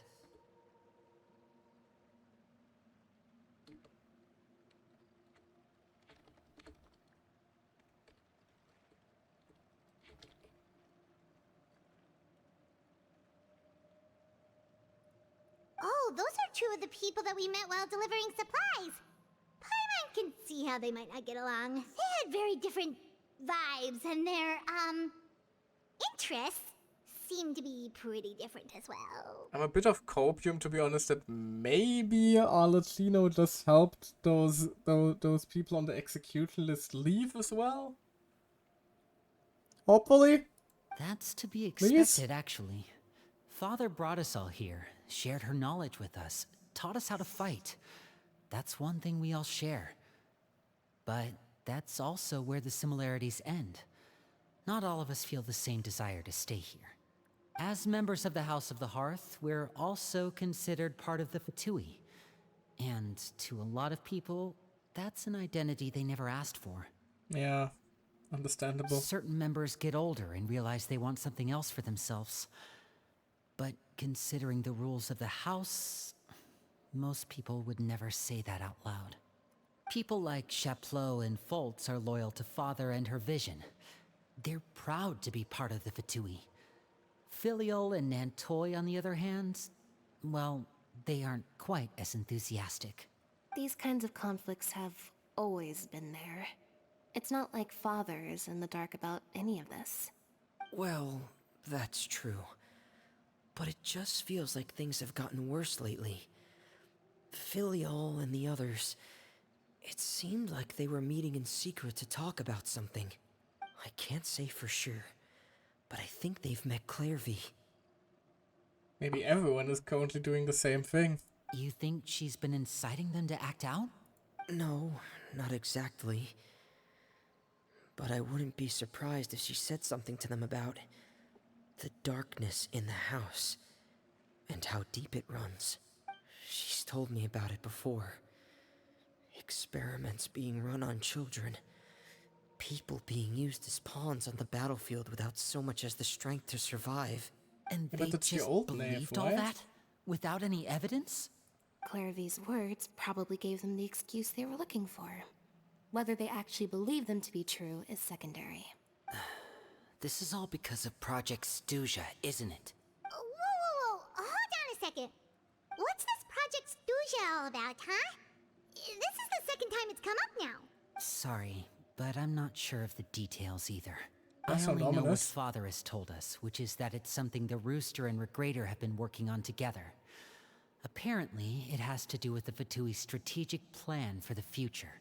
Because the House of the Hearth was so successful in obtaining the Gnosis, we now have the honor of playing a key role in Project Stuja. Ah, yes. Wait, What a but great honor. isn't that a good thing? Not if half of the organization doesn't really want to be a Fatui. Key role is just another way of saying dangerous role. To us, the whole thing is an inconvenience. Yeah, exactly. Father thinks so too, but she's in no position to refuse. Their plan isn't exactly unreasonable, and they've been funneling the house a lot of funding. It's just that we'll lose a lot of members in the process. Participating in the plan, it's an honor in name only. What they're really trying to do is subdue us. The existence of an intelligence organization outside their control makes them feel uneasy. Looks like the Fatui are plotting something big, but given how Linny and the others seem to know about it, probably won't be able to learn much. Should keep a sharp eye out during the future dealings with the Fatui to see what I can learn. Okay, super complicated top secret Fatui business aside, what does all of this have to do with the conflicts you were talking about earlier? Paimon doesn't get the connection. External pressure has a way of exacerbating internal strife. You can't overlook the power of fear either. People are afraid of dying, and that fear is often the impetus for a lot of stupid decisions. I thought resolving the Clairvy situation would make everything go back to normal. I'm afraid not. But it looks like things are more complicated than I thought. If we leave Filiol and the others to their own devices, Sooner or later, Father will be forced to take action. That's not going to be pleasant, We is can it? only focus on one situation at a time, brother. You're right. Even if we confront Filial and the others, it won't do any good. It might even make matters worse. We should focus on Clairvy for now. Well, it's getting late. We should head back and get some rest. We'll try again first thing tomorrow. Lynette, you stick with me this time. Fremine, keep a close eye on Filial and the others. Make sure they don't do anything they'll regret. Good work today, everyone. Have a good night, and I'll see you I have tomorrow. a bad feeling about this. West at the temporary accommodations. Oh, delightful.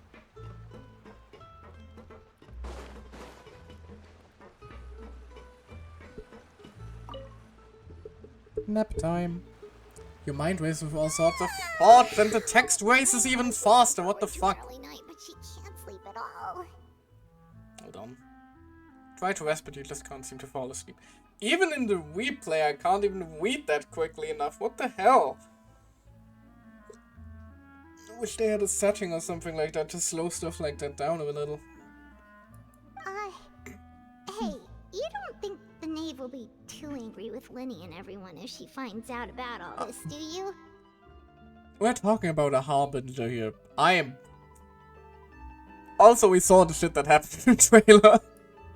Things are not going to go well. It's scary when she smiles. If she were to actually get angry... Ooh, you have to protect Paimon if that happens, okay, Traveler? I'm gonna be... Can't just hide behind me, but I'm also afraid of her. Well, in that case, we should just plan on running away. We'll grab Linny and the others and we can make a break for it as fast as we can. Also, there was Clervy. Look over there. Clervy? What's she doing over there? Let's catch up with her before anyone sees. No, she just runs into Arlecchino like, hello, I found you.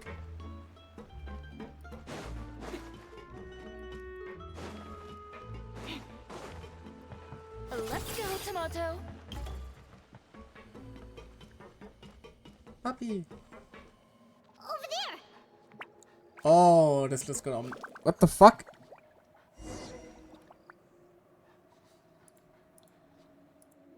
Sorry, I had some sort of windows pop up there all of a sudden. Now even my computer is possessed. Oh no. Oh, where is she going? Oh, if someone sees her, we're toast.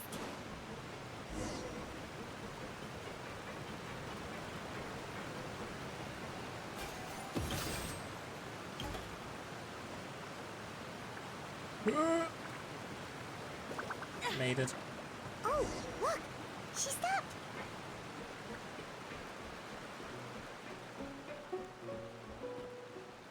Hi?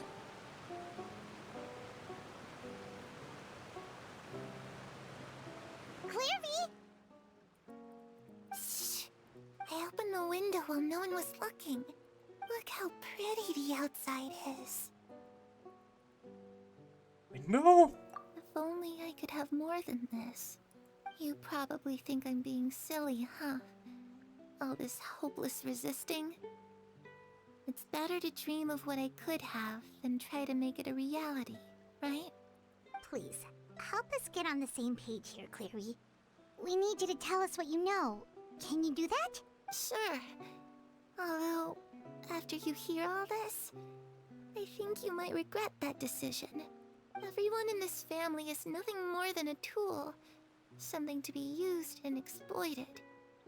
We're all expendable.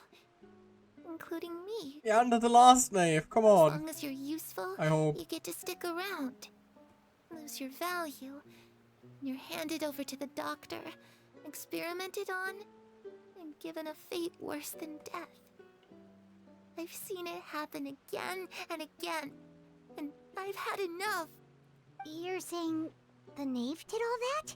It's just, that doesn't seem like something she would do. She's scary and all, but it seems like even she has lines she wouldn't cross. Exactly, those lines being the fucking tutor. I knew you wouldn't believe me. Everyone thinks she's a good person. They all think of her like a real mother. Father? Mother? But Father? she Red doesn't flag. deserve that title. She's disgraced it and tarnished it. And if I had things my way, I'd never see her again. If only Perry were here, she'd understand.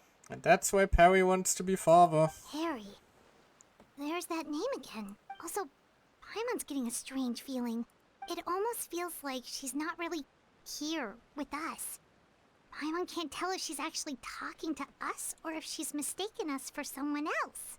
Spirit could be anything. It could literally be just something that already happened in the past just being replayed. Well, in any case, it seems like she really needs someone to talk to. We should keep her company for a little longer. She looks so young. But it seems like she's been through a lot. It's getting windy. I should close the window. Ooh, look at the moon. Isn't it pretty? Hey, wanna hear a secret? I heard that if you look up at the night sky in Snezhnaya, you can see the aurora. It's supposed to be super pretty. Even prettier than the moon tonight. They better be implementing that. If we one day reach Snezhnaya and there isn't a beautiful aurora in the sky at night, I am going to be sad. Perry and I promised each other that once we're older, we're gonna go see it together. But I can't find her. I'm worried she's also been... No, that wouldn't happen to her. She's special.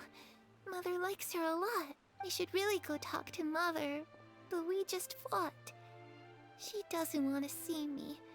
And I'm too scared to face her. What should I do?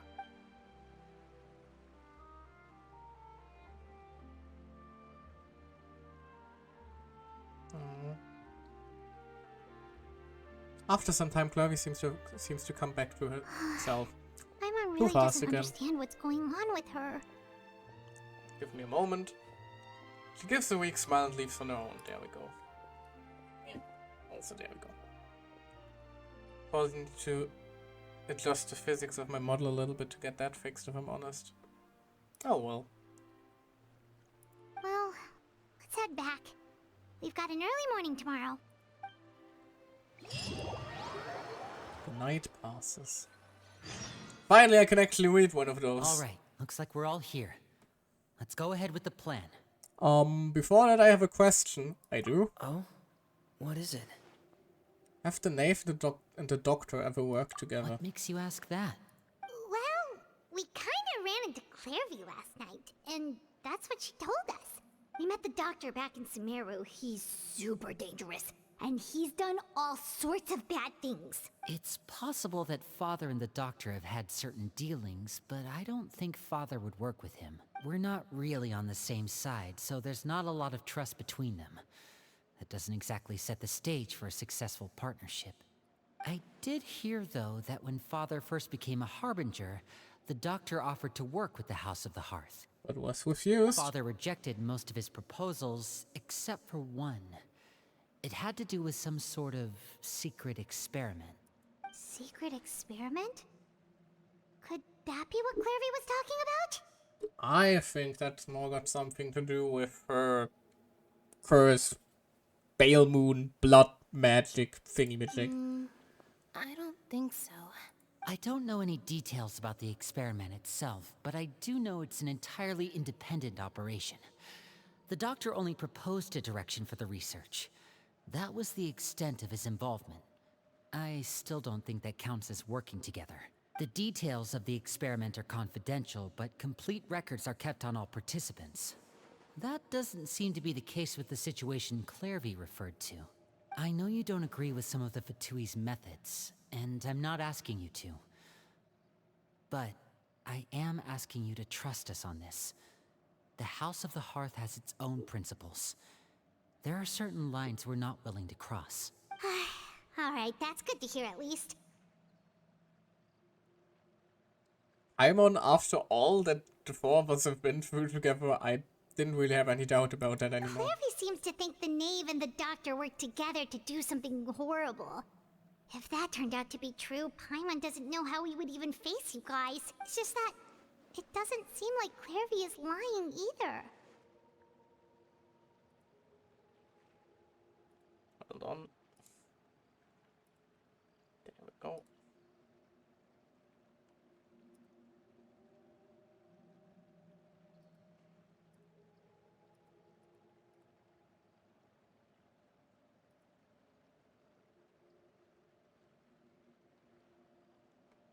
The easiest thing to do would be just ask the knave directly, what? but Paimon doesn't think she'd tell us.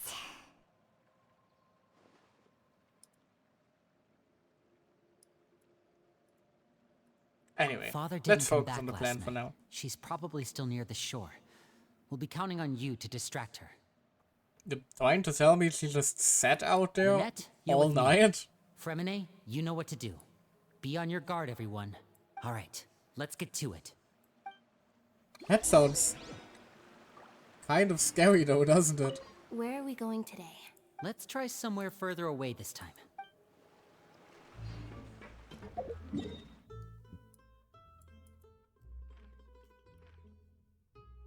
Oh my. Also, I just want to point out, I am very happy that they actually filled this hole in the in the map. It was driving me up the wall.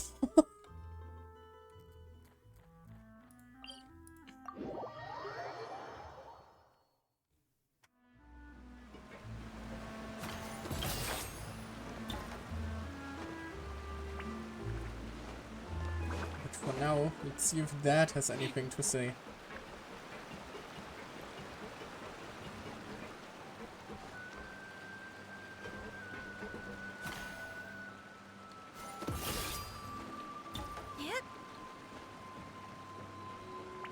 Yep, she really just has been standing out there all night long.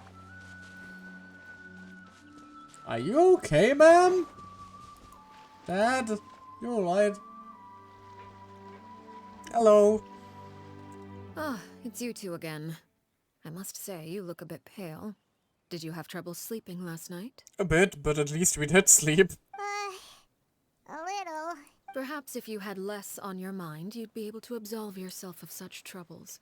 So what are you planning to do now? Catch up on some sleep? Or should I give you some time to rack your brain for a topic to discuss before I ask any questions? Although I must profess to being curious. Without Child here, how do you plan on distracting me? Hold it! She knows! We're fucked! Abort! One fuck away! Us? Distract you? A good one. Paimon, for the love of God! We were just here for a chat. Looks like you could have used some extra time to think. No matter. If you don't have any other plans, why don't you accompany me somewhere? Don't worry. I'll be sure to steer clear of any scheming children. Oh, no! The ocean breeze is sure nice today. You know everything then? Children always think they can hide things from the grown-ups. But nothing gets past me. Least of all a little scheming. I think I'll let them have at it for a little longer. I can be very patient. Well, I'll leave you to think things over. If you're so inclined, meet me outside the Palais Mermonia. Palais Mermonia? Good things come to children who do as they're told. So I do hope you decide to tag along. If only for your friends' sakes. Oh. What should we do? Do as she say or she's going to murder Lyney and Lynette. She clearly knows about And everything we've Fremine. been doing, and Paimon doesn't think it'd be a stretch to say she was threatening us just now. We should release the pigeon that Lyney gave us. That too. Yeah, good call. Go, little birdie. Tell them they are good idea. fucked. Hopefully he sees it in time. Well, we should probably head to the Palais Mermonia. Paimon doesn't want to find out what happens if we don't show up. Based on what the knave was saying just now, it sure didn't seem like it'd be anything good. We really don't have any other options. Guess all we can do is take it one step at a then time. We probably shouldn't keep her waiting. It seems like Lyney and the others are on thin ice, so let's do our best to not get them in any more trouble.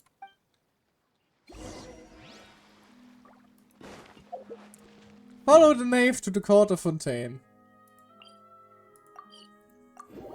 Is she going to murder Furina again just to prove a point? Seeing as we still have some time before my meeting, We might as well enjoy some pleasant conversation while we wait. I'm unsure, however, anything is going to be pleasant in the current predicament. I'm glad to see you get along with my children. Being surrounded by good companions is necessary for a child's development. That does sound pleasant. You're not planning on doing anything to them, are you? I assume you're referring to Lenny, Lynette, and Fremine, although there's that situation with Filial and Nentoy as well. It appears quite a few people have been acting out lately. That isn't exact. Sorry, hit my mic there, but that isn't exactly a reassuring way to phrase that. No matter. I'm not one to discriminate. All those who betray the house meet the same fate. There are no exceptions. Does that mean you're going to kill them? Oh, are you here to beg for their lives?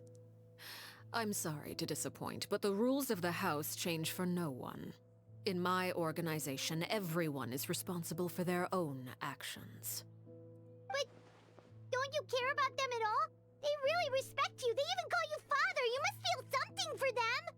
Any organization Paimon in is which mad. feelings come before principles is one destined for ruin. The House of the Hearth is hardly an exception. You could say our principles are more stringent than most. Perhaps I can offer you this consolation at least. As our guests, you two will not be held accountable along with them. There's really no other way to solve the issue. I would imagine Lenny, Lynette, and Fremine will be able to keep their lives. As for Filial, Nentoy, and the others, I'm afraid there's little I can do. They can try to escape, but once you know our secrets, there's no getting out alive. But that's awful. What if we just stepped in and protected them, perchance? Ah, you seem concerned. Out of consideration for my guests, I suppose I could turn a blind eye for a little longer. She's probably playing us because she likes misdirecting others and all If that. Lenny and the others manage to dispose of Claire V in the meantime, all evidence of their wrongdoing will be lost. In that case, I could hardly punish them for something I couldn't prove. If their efforts are unsuccessful, on the other hand, all will be held accountable. And the punishment will be severe. Hold you to it. Of course. Oh, and here, I believe this belongs to you. Do try and yes, keep better fucking track of bird. it next time. God damn it! It takes a considerable amount of time to train a bird like this. It would be such a pity if you were to lose it. Permanently. Wait, where did you get that? Oh, she's scary! Well, I'm afraid that's all the time we have to chat. Now, for the matter at hand. I asked you to meet me here because I have business at the Palais Mermonia. It has nothing to do with you, but I think it would be prudent for you to stick by my side for the time being. There will always be time later to run off and tell Lenny what you've learned. Well, time to go. Looks like we wrapped things up just in time. Oh, she's mad! You know, usually this is the point where I say, Mom, Dad, I'm scared. But what do I do if Dad is the one I'm scared of? Oh no!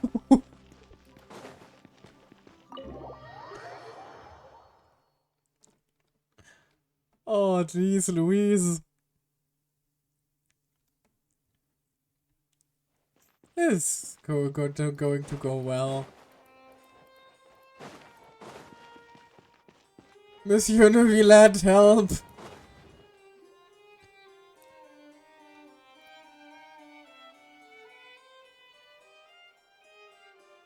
Hello! It's been a while, Monsieur Neuvillette. That I means must say, I meets wasn't mom. expecting my meeting request to be approved quite so quickly. The Palais Mermonia operates with an efficiency worthy of admiration. It is only right that an esteemed diplomat such as yourself should be afforded the proper level of respect. Although, if I may speak plainly, I must confess that I did not anticipate we would have the occasion to meet again after presenting you with the Gnosis. I see you brought the Traveler and Paimon with you as well. If I may inquire as to the purpose of your visit. Oh, so she doesn't go back immediately to kill kids. I'll be departing Fontaine shortly. There is, however, an outstanding matter that I would like to see resolved before I go. It requires a rather lengthy explanation, I'm afraid. So I took the liberty of explaining everything in this proposal. Please review it at your leisure, Monsieur Neuvillette.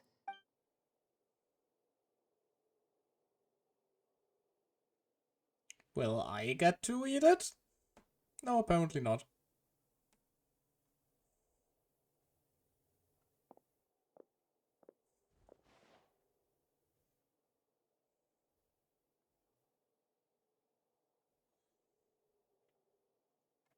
Yippee, awkward silence.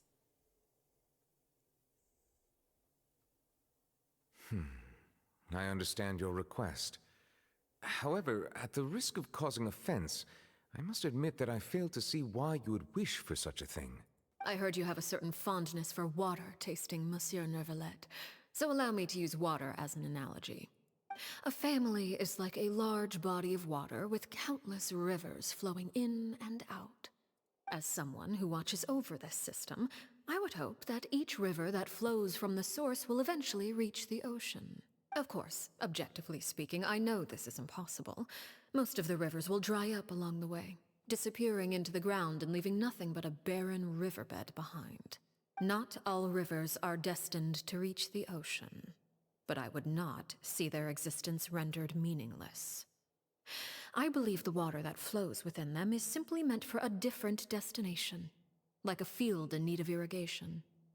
Or perhaps the glass of a certain water-tasting enthusiast.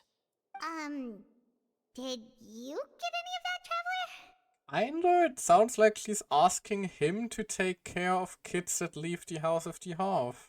Your words paint an optimistic picture indeed. Allow me to remind you, however, few among us are willing to sip from a glass filled with tainted water. And he's basically saying he's not sure if he is willing to take in for chewy kids. It may have been tainted at one point in time, but not to worry. I'll make sure it's strained of all impurities and returned to its cleanest form. And that is basically a promise that they would be good kids, I I guess. seem to recall not there for being tree a members. transactional aspect to your proposal. Perhaps you could expound on that? If you accept my proposal, Monsieur Neuvillette, I will gradually withdraw my forces from Fontaine. And, unless absolutely necessary, I will no longer carry out any special missions within Fontaine. I presume I can take your words to mean that, in the future, cases similar to the Tartuffe assassination will cease to cross my desk? Tartuffe was the entrepreneur dude from her trailer, was Tartuffe. Whoops! Ah, that thief Yep. who embezzled funds from all those charities, you mean? My deepest condolences to his family, but without any evidence, I cannot imagine how the House of the Hearth might have been involved in his passing. Oh, he's so smug about Of it too. course, if you accept my proposal, Monsieur Neuvillette, I'm sure certain measures could be taken to reduce the frequency of such troubles. You choose your words carefully indeed. In that case, I am inclined to accept your proposal. My thanks for your generosity, Monsieur Neuvillette. Well, with that settled, we should be going now. I took the liberty of bringing along 2 bottles of spring water from Snezhnaya for you to enjoy. I do hope I get the chance to hear your impressions. Perhaps at our next meeting, yes? Indeed. I trust you would not overlook your commitment in the meantime. Hello! All right, Traveler Paimon.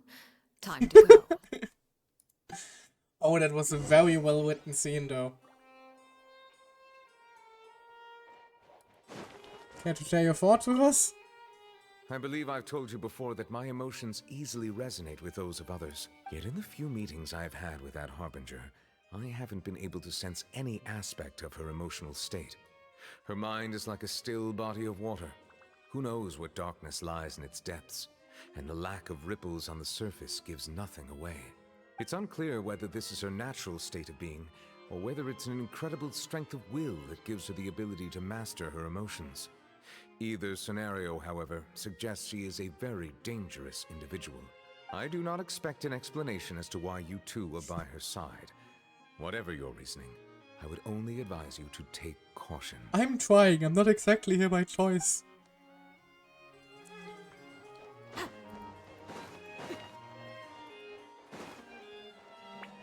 But yeah, that was actually fantastically written. They've gotten a lot better at writing dialogue, if I'm quite honest.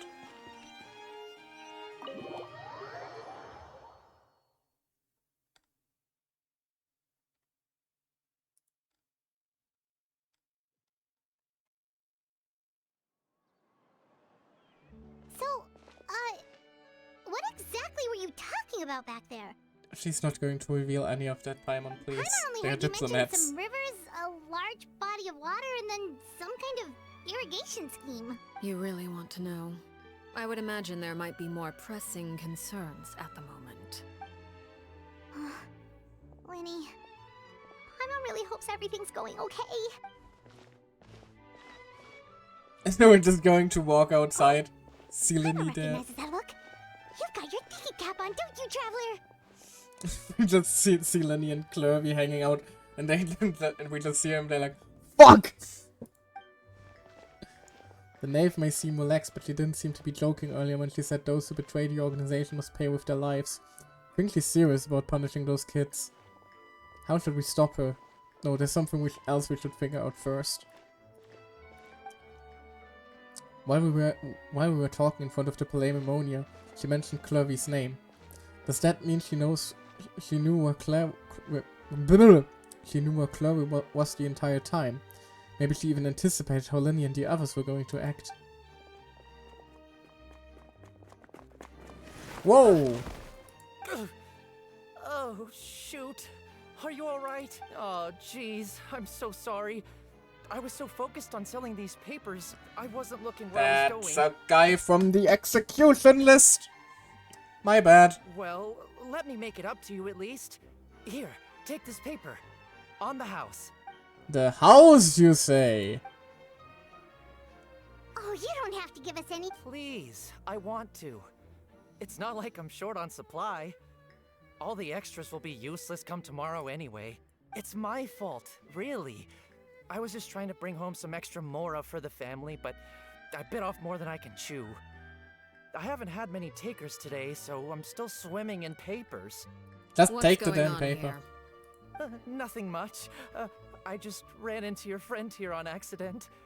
I should probably get going, actually, so... Hold Goodbye. on. Of course, I'm happy to compensate you with mora, it's just... Uh-oh. I don't have any on me at the moment. I'll take 3 papers. Here. Your payment. Oh! Thank you for your patronage. May the Archons bless you with good fortune. If only I had the chance to run into such generous customers every day.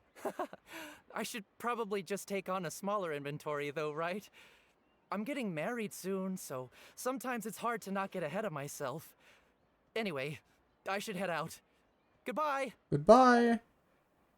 Yeah, that's Well, definitely... now that my was one of affairs the are guys on settled, the we should take the execution list, boat wasn't back to he? Poisson. We've even Anybody acquired some light wanna reading to enjoy go back along in the way. stream bot and check? Actually, why don't we stick around for a little longer? We got a paper to read after all. Paimon just realized how hungry she is. She can't head back to Poisson on an empty stomach. Looks like Paimon is trying to buy us more time. If we head back now, I doubt Lenny and the others will have made any progress. What should we It do? appears you two are under the impression that delaying our return will somehow alter the situation in your favor. I'm sorry to ruin your fantasy, but your efforts are meaningless. That being said, I could be persuaded to give Linny some extra time. I just have one condition. If you agree to my request, I'll even answer some of your questions. You're quite curious about Clervy, are you not? And my relationship to her. Wait, why are you being so generous all of a sudden? You're not gonna ask us to do something bad, are you? She might. You overestimate yourself. You don't have the talent for bad things.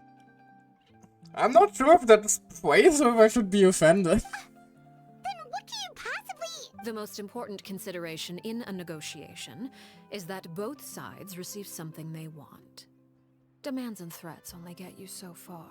New condition, let's hear it. Wonderful. Here it is. When the time comes, make the choice that you deem most appropriate in the situation, and lend your help to the House of the Hearth. Okay, sounds normal enough. But what do you mean, when the time comes? When is that supposed to be? Yeah, I was about to say, what a totally not ominous thing to make someone promise. That is for you to decide. We accept your condition, I guess. Then we have a deal. Follow me. Delightful.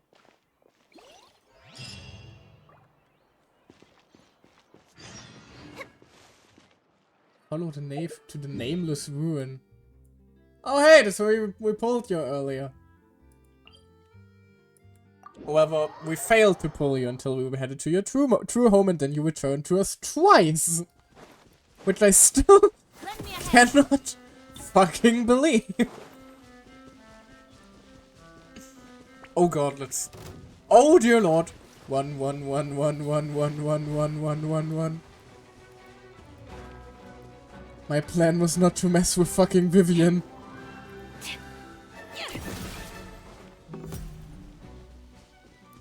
Okay, good, I think we took her off.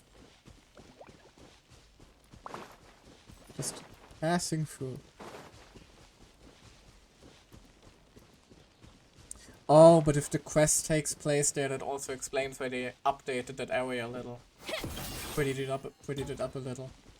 I think they did do a few things like that before. Just usually rather rarely.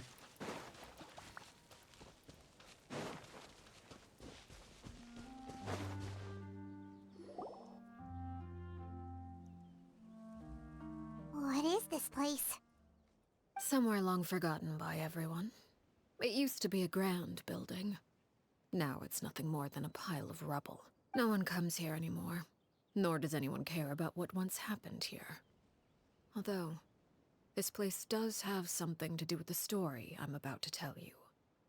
Ironic though, really, isn't it? Because if it would have been left standing, it would have at another point been destroyed by the freaking earthquake machine that exploded over here.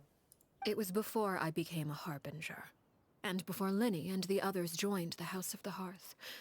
Due to certain events, I first killed Clairvy and then her mother. And this is where it all happened. You were the one that killed Clairvy? Why? Patience now. Allow me to explain Clairvy's side of the story first. I'll start from the beginning. Clairvy was 6 years old when she was brought by her mother, Crucibina, to live in the House of the Hearth. From the outside, it seemed like a fairy tale. A thriving family made up of kind adults and friendly children. So now we're getting like the whole animated cutscene story in the game as well. Good that they're actually doing that though. Not everyone watches those after all. Crucibina was the knave at that time, and the House of the Hearth was under her control. She was Clairvy's mother by blood, but she was also the mother to all the children in the house. Clairvy was happy here, for a time. But she quickly realized that being part of this family wasn't a fairy tale at all. It was a kind of purgatory. That's the name of her constellation. Purgatory? Exactly. The House of the Hearth takes in war orphans from all over Teyvat. But as for how to raise them, that depends entirely on the person in charge. Crucibina came up with a novel idea. She would teach the children to fight, force them to duel each other, and then crown as the king of the house the child who proved themselves most worthy of inheriting her title. It's difficult to estimate the number of children who died or were maimed in the process. There's little I can say about the ones who died. The ones that emerged with permanent injuries, on the other hand, well, they still served a purpose. They would be handed over to the doctor to be experimented on, or sent away on dangerous missions. Nothing more than tools to be used and then discarded. So those were the experiments Clairvy was talking about. But what actually happened to her? You said that Clairvy was Crucibina's daughter, so if Clairvy tried to convince her to stop what she was doing, Crucibina probably would have listened, right? Ah, you're cute, Paimon. Despite being Clairvy's mother, Crucibina cared little for her daughter. She forced Clairvy to join the House of the Hearth only as a means to demonstrate her own impartiality as a mother, to prove that she treated all her children equally. Clairvy did try to convince her mother to change her ways, but it was to no avail. After her efforts failed, the only other option was to rise up and try to fight back. Unfortunately, the other children had already been thoroughly indoctrinated into the illusion of happiness Crucibina had created. Of course, there was one exception. Someone Clairvy's age who knew the truth about the House of the Hearth. Her name was Peruere. Perry? The friend that Clairvy mentioned? It's you! Friend, huh? I suppose we can call her that for now. Are you saying they were perchance more than friends? Clairvy was a cheerful and passionate person with a tenacious spirit. Peruere, on the other hand, was rather cold-blooded. Oh yeah, they're not even they're not even trying to hide it. Her cold-blooded nature allowed her to see through Crucibina's facade. Yet, it was also this cold-bloodedness that prevented her from acting against it. At least at first. While Clairvy longed for freedom, Peruere was convinced that, amid all the fighting and violence, she would make it until the end. Despite their differences, the two became fast friends, united by their knowledge of the truth. Clairvy told Peruere that she hoped to create a real family, where no one would be killed or sacrificed. There may have been a certain naivete to her ideas, but Clairvy proved her determination many times over. She tried countless times to run away, ask for help, or expose the truth. But her efforts only earned her beating after beating. The only thing that kept her going was her strength of will. Even with her body racked with pain, she would still stand on her tiptoes and open the window at night. She and Peruere would look out at the moon together, a fierce longing for freedom shining in her eyes. But one day that light simply vanished. Oh no. What happened? Her hopelessness resulted from a culmination of things. 10 years had passed. 10 years worth of failure after failure. She and Peruere weren't children anymore, but finding any chance to escape still seemed as hopeless as ever. It was during this time that Peruere suggested a new plan. If escaping was out of the question, why not take down the very person sitting on top of this throne of lies? Mother herself. Clairvy rejected that proposal. She claimed that, as a famous harbinger, Crucibina possessed an unimaginable amount of power. Trying to kill her would have an incredibly low chance of success. It is very telling that, like, her main concern when Alicino suggests, hey, we should kill your mom, the concern isn't, no, that's my mom, it's no, my mom is very powerful. Ah. Clairvy never gave another reason, but Peruere could see it written all over her face. Okay, never Clairvy mind. still thought of Never mind. Crucibina as her mother. Killing her own flesh and blood was a line she couldn't bring herself to cross. If she couldn't escape and fight back, then only one option remained. Precisely. Death was the only way that she felt she could be free. It happened during a duel. When she arrived at the dueling ring that day, her partner turned out to be none other than Peruere. The very person that had stood by her side all those years. It was a fierce battle. But ultimately, Clairvy decided to let Peruere end her life. From that moment on, Peruere's journey was one written in flames. When the rain finally came and washed it all away, there she stood, the sole victor in Mother's endless game of slaughter. A trail of corpses strewn across her path to success. It was the very result she had predicted 10 years prior. Even then, she believed she would make it until the end. She wasn't surprised by the fact that she emerged as Mother's undisputed heir. Rather, her success left her with an inexplicable sense of restlessness.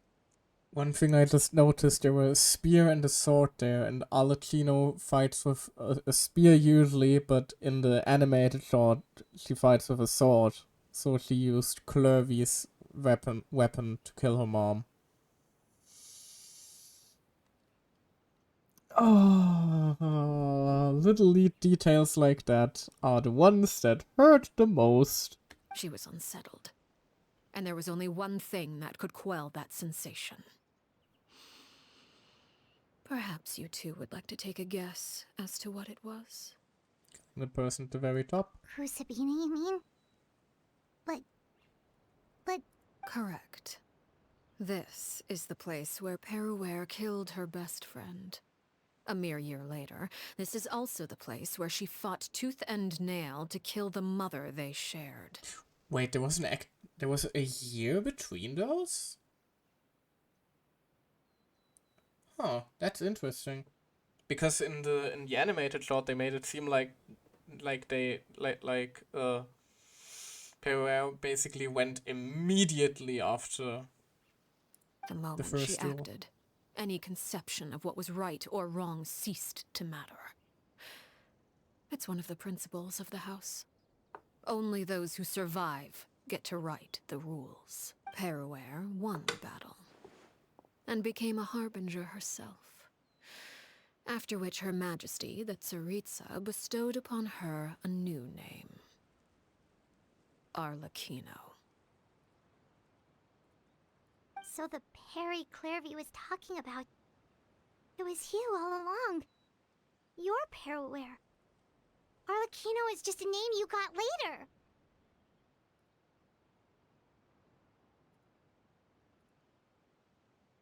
It was just your story as much as it was Chloe's. I left that name behind long ago. I must say, hearing it now does bring back memories. After I defeated Crucibina, the moniker of Mother died with her. I chose to forego the title she called herself, and even chose to give up my own name. I rebuilt the House of the Hearth under a new identity. Not only as Arlecchino, but as father. And that is where the story ends. Any more questions? Oh, Chloe that we met though. Who is she exactly? Yeah.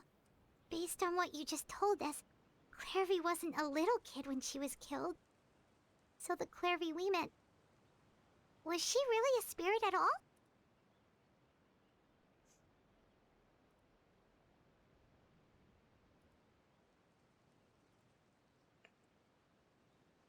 I suppose you could call her an illusion born of flame. Her existence is like ashes to a fire. Something left over in the wake of blaze and ruin. An illusion born of flame. That's You quite the way see, to put it. a certain power runs through my veins. It's not unlike a curse. My flames leave behind shadows of anything they consume. Of course, the chances of those shadows morphing into a sentient entity are exceedingly slim. Clairvy is a very special case. Clairvy died when she was 16 years old. But what emerged from the flames was her 6-year-old self. Her appearance wasn't the only thing affected. Most of her memories were lost to the blaze as well. Memory is a mysterious thing indeed. Losing a portion of your memories will alter your sense of self. Lose 10 years' worth, however, and it would be like living in the past. Like returning to a version of yourself that never grew up. No wonder Paimon got such a weird feeling when we were talking to her. Perhaps I should put it this way. Clairvy is someone trapped in time. It may seem like she exists with us in the present, but she truly lives in the confines of her own past. So if all of that is true, then you must have known about Clairvy for a long time. Indeed. She's a rather volatile and unstable entity. Sometimes she would look after the children. She's even saved some of their lives. I wonder how long Flurvy has been around in that form. But other times, she would hide from me and become obsessed with revealing the truth about the house to anyone who will listen. Shadows don't have the capacity to learn or grow. Any new information they encounter is quickly forgotten over time. Your attempts to expose Clairvy to sunlight. They failed, yes? The reason is actually quite simple. In Clairvy's mind, the house is impossible to escape. And it is this very perception that traps her there. But no matter. All I have to do is kill her again, and all will be resolved. I don't anticipate so much as a single speck of ash will be left behind this time. Wait! Paimon can understand why you might want her gun, but isn't there another way? So what if she's trapped in her 6-year-old self? She's still your friend! At least talk to her first! It's too late for that. She broke the rules, and now she must be punished. That goes for Filial and Nantoy as well.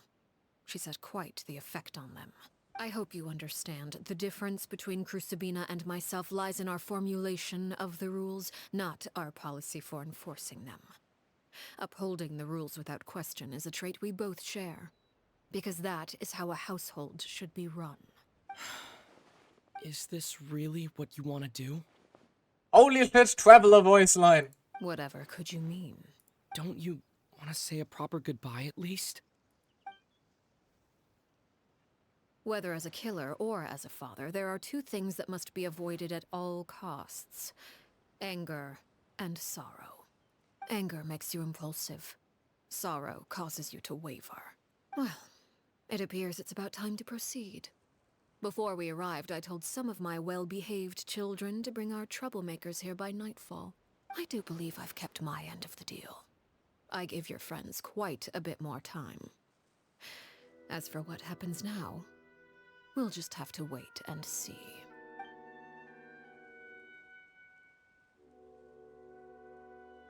Wait, is this going to be the boss arena then? Here they are, Father. Oh no, they're all here. You gonna execute him? Seeing something like that would actually be a first for me. False? What the fuck? Winnie! I'm Chloe. sorry. I heard about how you helped buy us more time, but I still failed. I couldn't find a way to fulfill her wish. Huh? Are you... Perry? Indeed, it's been a while, Clairvy. Perry! Oh no. Stay right there. I'm sorry to postpone our reunion, but first I believe certain scores need settling.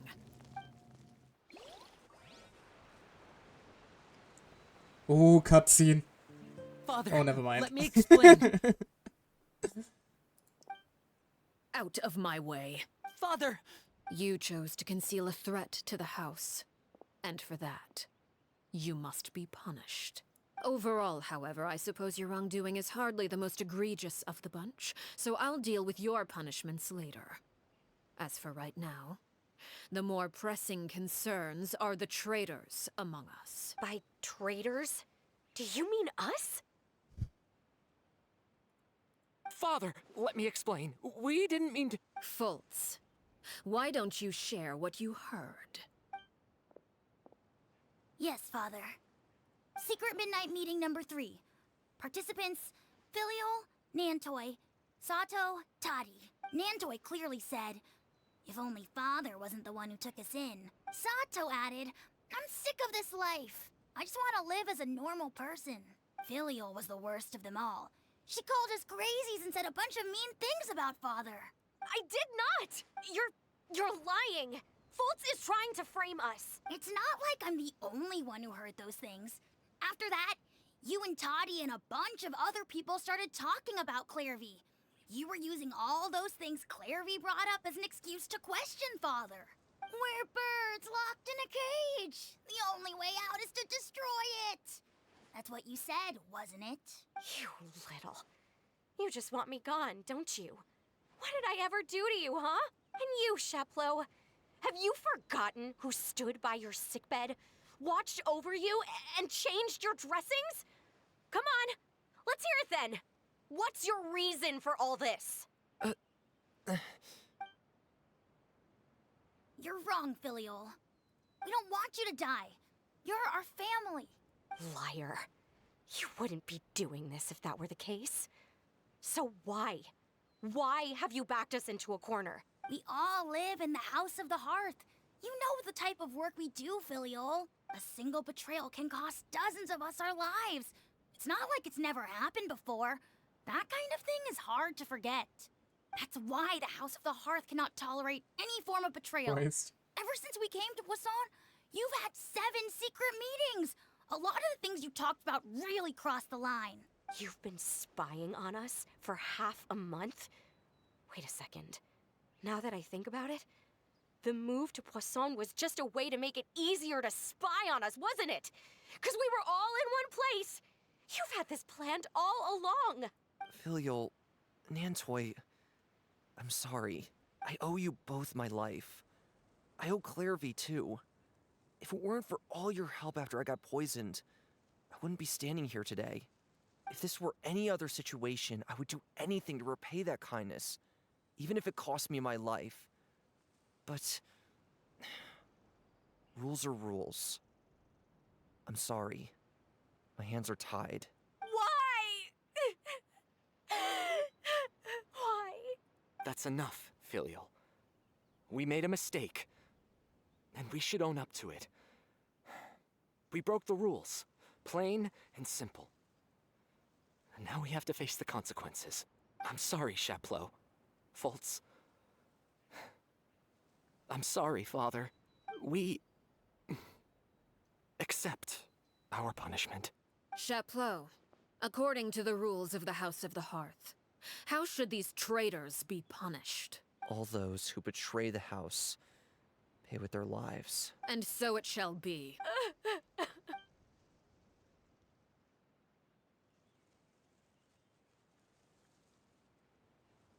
I don't even know what to say. Please wait! Something you want to say, Linny? Please reconsider, Father. What Filial and the others did, does it really count as betrayal? We all come from broken families. From the very first day we joined the House of the Hearth, we wanted nothing more than to make it a real home. But the truth is, none of us know what a real home should look like. I'm not saying I have all the answers. All I know is this. Killing Filial and the others may uphold the rules, but doing so will only bring us further away from being a real family than we've ever been. So please, Father, please, reconsider. I agree with Linny. Father, please. Linny, you... I also agree with Linny. An order once given cannot be rescinded. However, given the extent of your determination, I suppose we shall have to go about this a different way. Draw your weapons and face me. Our weapons? Father, are you referring to a duel? Precisely. The rules of the house will not be altered. Traitors must be punished. However, resolving disputes with a duel is also one of our rules, one that also applies to me. Demonstrate a sufficient showing of strength, and I shall offer a concession. Wait. Oh no. Father in a duel? Impossible. Father is way too strong, even for Linny. But not for me.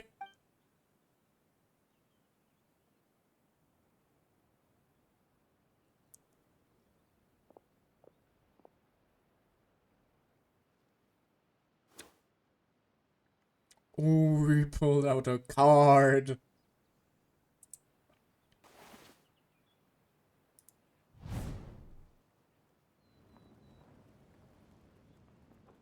Did you hear that, Traveler? Linny and the others have to duel the knave. What should we do? Can they really win something like that? When the time If they lose, those comes. people from the house are really gonna be executed. Hey, are you listening? Is executing them really what you want? Absolutely not. Don't you want to say a proper goodbye at least? Anger makes you impulsive. Sorrow causes you to waver. Back then, she never actually answered my question. That makes the answer pretty obvious, doesn't it? Oh. Looking at that expression on her face, she seems really serious about this. Guess that means there's no chance she's throwing the duel on purpose, huh? There's no way the knave would lose on purpose. Although... When guests are around, families are often on their best behavior. And any disputes are less likely to escalate. When the time comes, make the choice that you deem most appropriate in the situation, and lend your help to the House of the Hearth. What's wrong, Traveler? Hey, where are you going? Pulling out the weapon. Traveler? like to see for myself what the fourth of the Futuri Harbingers can do. You're asking to join the duel against the knave? Paimon, how is that any sort of surprise? That's I'll okay. allow it. We do have a ready-made dueling ring at our disposal, after all.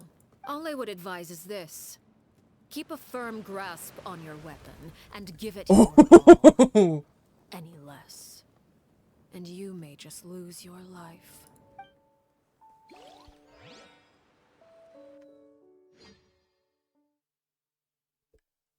Cutscene time? I'm assuming cutscene time. Never mind. We're just... Solidify! Oh, we're just going for it now, are we? Spare your energy. Running is of little use. With these rising flames...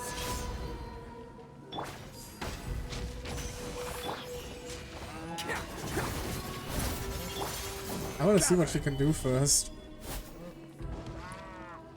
Spare your energy. Running is of little use. Wait, what is that? Father's even stronger than I expected. What is that? Flames. Oh, are those that spirit kids? Spare your energy. Well, that's delightful. Alright then, let's go.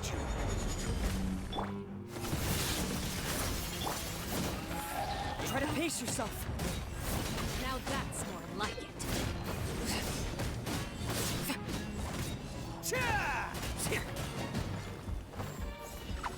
Go, cow.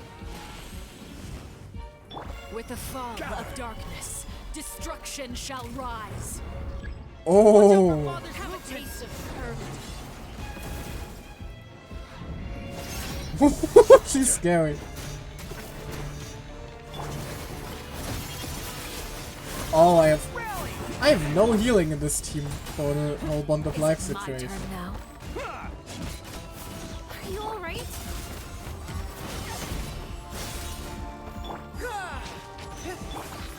Solidify! This is order! The countdown has begun. Well, that is very bad for me. Tangled in a web.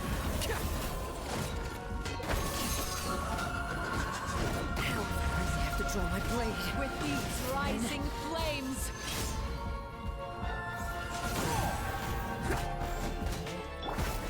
Gather! Is it my turn now? Ah, there's the Futuri team theme. Can't catch me! Not bad. And voila! Proven to be a worthy opponent after all. Have a taste of purgatory. Let's roll! Solidify! Order guide! Look. Trapped like a bunch of helpless ants. Phase 2 cutscene.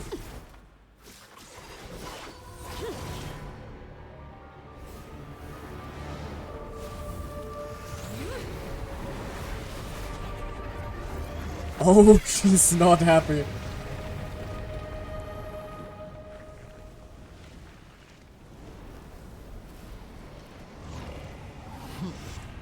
Cinder of Two Worlds. Of Two Worlds! Outlander Fury still standing. My voice. Oh, fuck!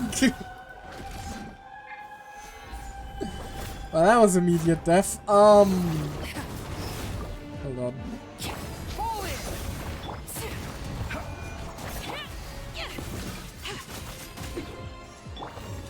Now's our chance. Over here. This is order! I also like the fact that it doesn't say Arlecchino because this fighting is parallel.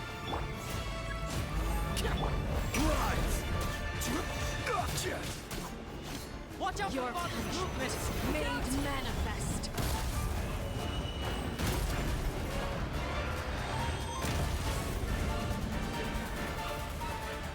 Oh, the music goes hard!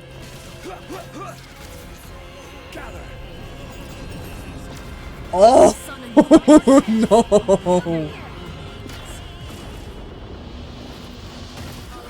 Even bedrock can be turned to dust. this bitch just break through a fucking Zhongli shield? Oh, I am so fucked. Lend me a hand. Watch out for father's movements. Well,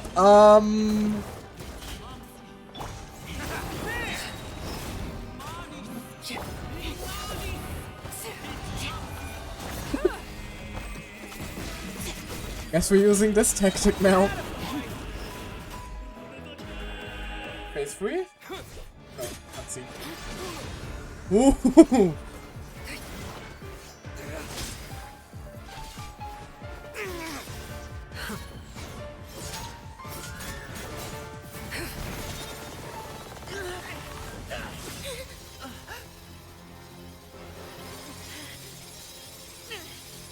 You should know better than to crowd in one place.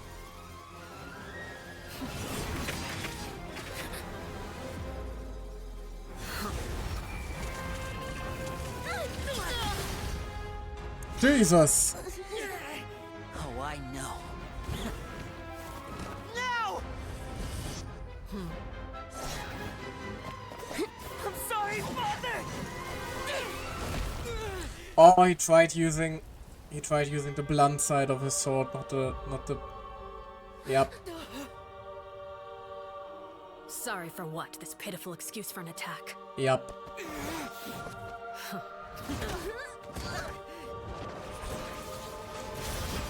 That's why she's pissed.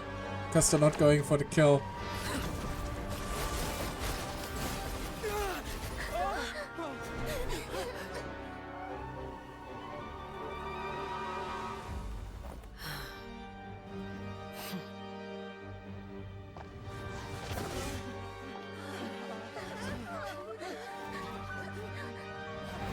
Father, no!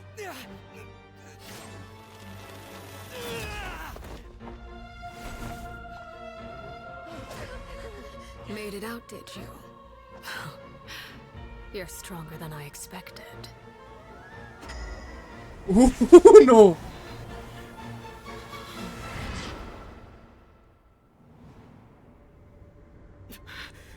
A crimson moon? Oh, she went full weight on her ass. Can't move.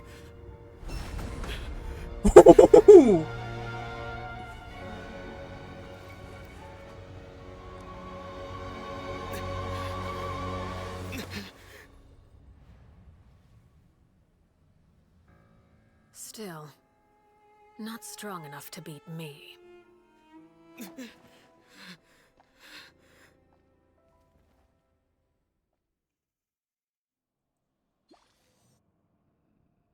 Oh, I was almost hoping for a secret third phase.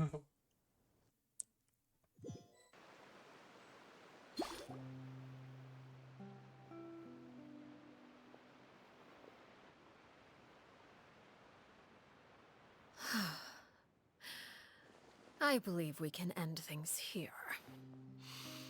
It's not often that we get to enjoy the company of guests, after all. We wouldn't want things to get too out of hand. Yeah, he really just said good enough. Brother, are you alright? Lenny.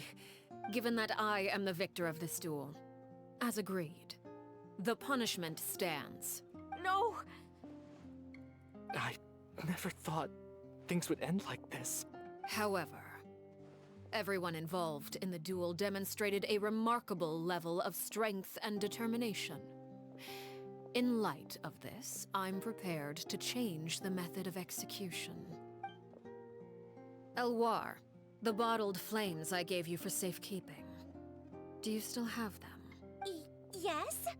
I wasn't sure what they were for, but I've kept them super safe. I didn't lose a single one. Instead of killing you with the scythe, I am going to set you on fire. Wonderful. Then, in just a moment, I'll have you administer them. Bottled flames? Indeed. They're the product of a secret experiment. Under certain special circumstances, flames can be extracted from my person and preserved.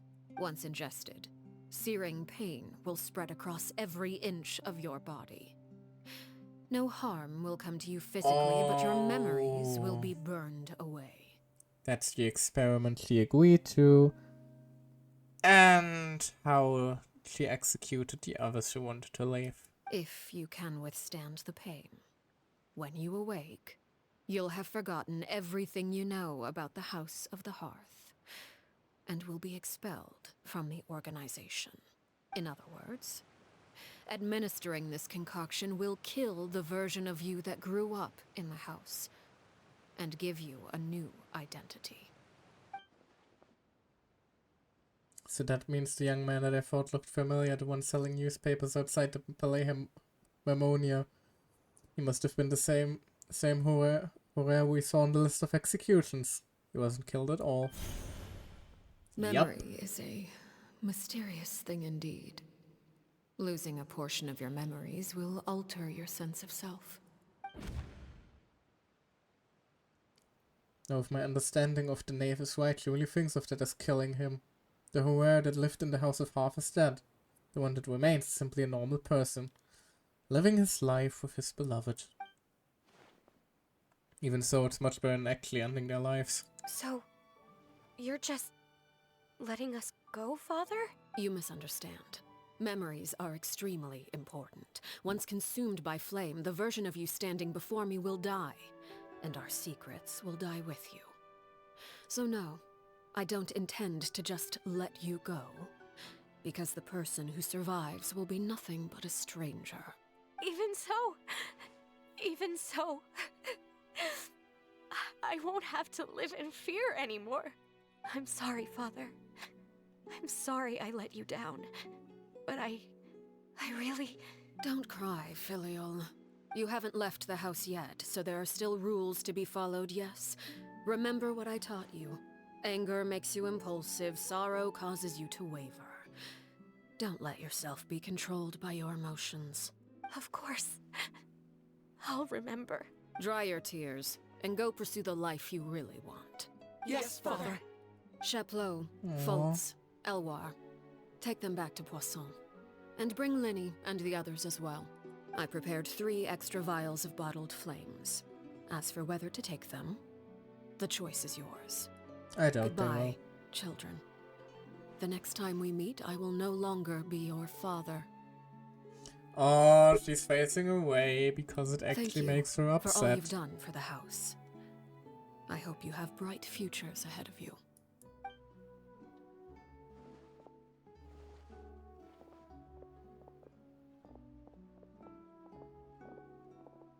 Father. Let's go.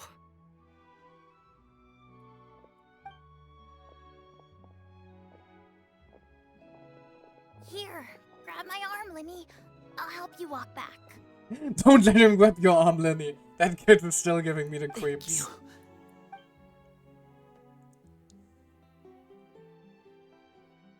Clairvy.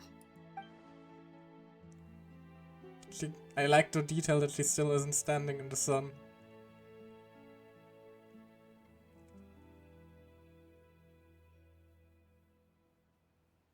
Can we talk now? I've been waiting for a super long time. And apparently you didn't even want to comment on the almost murder that happened before your eyes. You really are Perry, aren't you? I haven't seen you in so long. How come you're all grown up? Wait, did I somehow travel to the future on accident? Or am I dreaming? What a long dream. Neither. You died, Clairvy. That's what happened. Quite blunt, isn't she? You could have at least sugarcoated it a little. Look, she's done speechless. If this really is Chloe's younger self, then I would say she's probably had enough lies. Oh. Okay then. Huh? That's it? You accepted it just like that? Yep. If that's what Perry says happened, then I believe her. Perry wouldn't lie to me. Plus, I don't really need to know why I'm like this. I'm more curious about what happens in the future. If you're a harbinger now, Perry, that means Mother is gone, isn't she? Can you tell me about it? I want to know what happened to her. And to me. You never stopped trying to defy fate. At first, no one believed you. You could only vent your frustrations to the moon. In fact, you often sought comfort in the night sky. You wanted to see the aurora, so one night we promised each other we would go to Snezhnaya to see it together. Later on, you tried to run away, but you were brought back each time. Mother spared your life, but it wasn't out of kindness. Instead, she decided to make an example of you by slowly torturing you over time. That way, the other children would know what happens to traitors. Also, I just want to say, the fact that that Alcino just doesn't go like, okay, you're here now, poof, goes up in flames, shows she really does care for even this version of Clervy a lot more than she lets on. She's really a very interesting, like, morally grey character, but because she clearly does love her family in her own way. On the other hand, she is still the knave. She is not a good person, and that is still important to keep in mind. Still, you never gave up. Mother hoped that through ruthless duel after ruthless duel, she would be able to crown an ultimate victor among the children she raised. But you called on everyone to unite, to fight to a draw in order to reduce casualties. Your efforts may have only delayed the inevitable, but still. You gave them hope. You tried everything you could think of, but every attempt ended in failure. Still, you never turned your sword on Crucibina, and you never turned it on me. On that gloomy day, you told me... Also, she's still fucking terrifying. Oh, very much so. Again, the only reason that we, Lenny, Lynette, even fucking Fremine, all the other kids, and even fucking Paimon are still alive is because she chose to let us. And I believe that is very important to keep in mind. We just got proof that the Traveler ain't ready for Arlecchino if she ever got serious. And that is something we should keep in mind for later. For the last 16 years of my life, I've done everything I can to fight for freedom. But now, I realize that the only freedom I truly possess is the freedom to choose to die. I never imagined I would say something like that. I must have been feeling really worn down. But somehow, I still think I understand.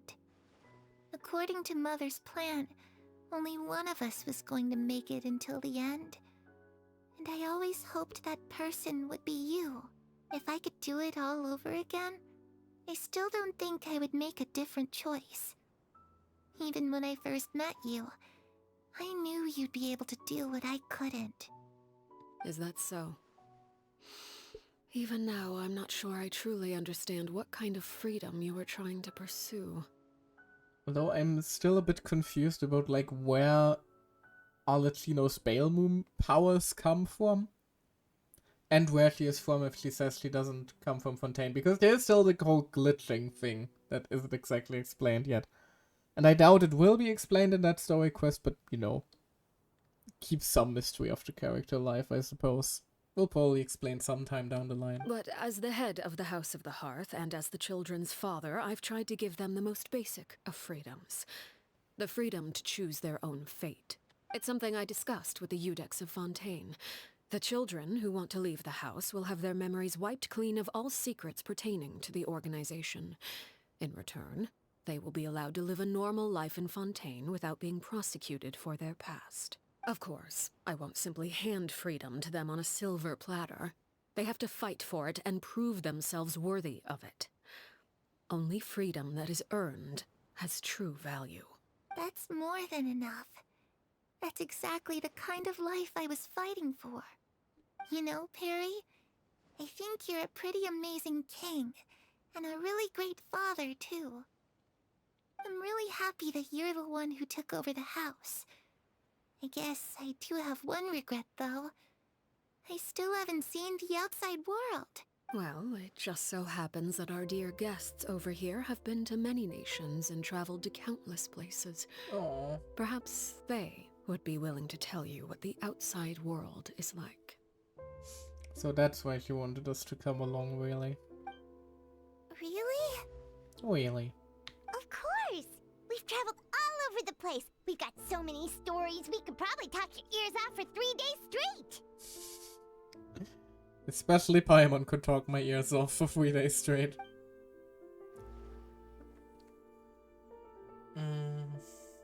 Let's talk about...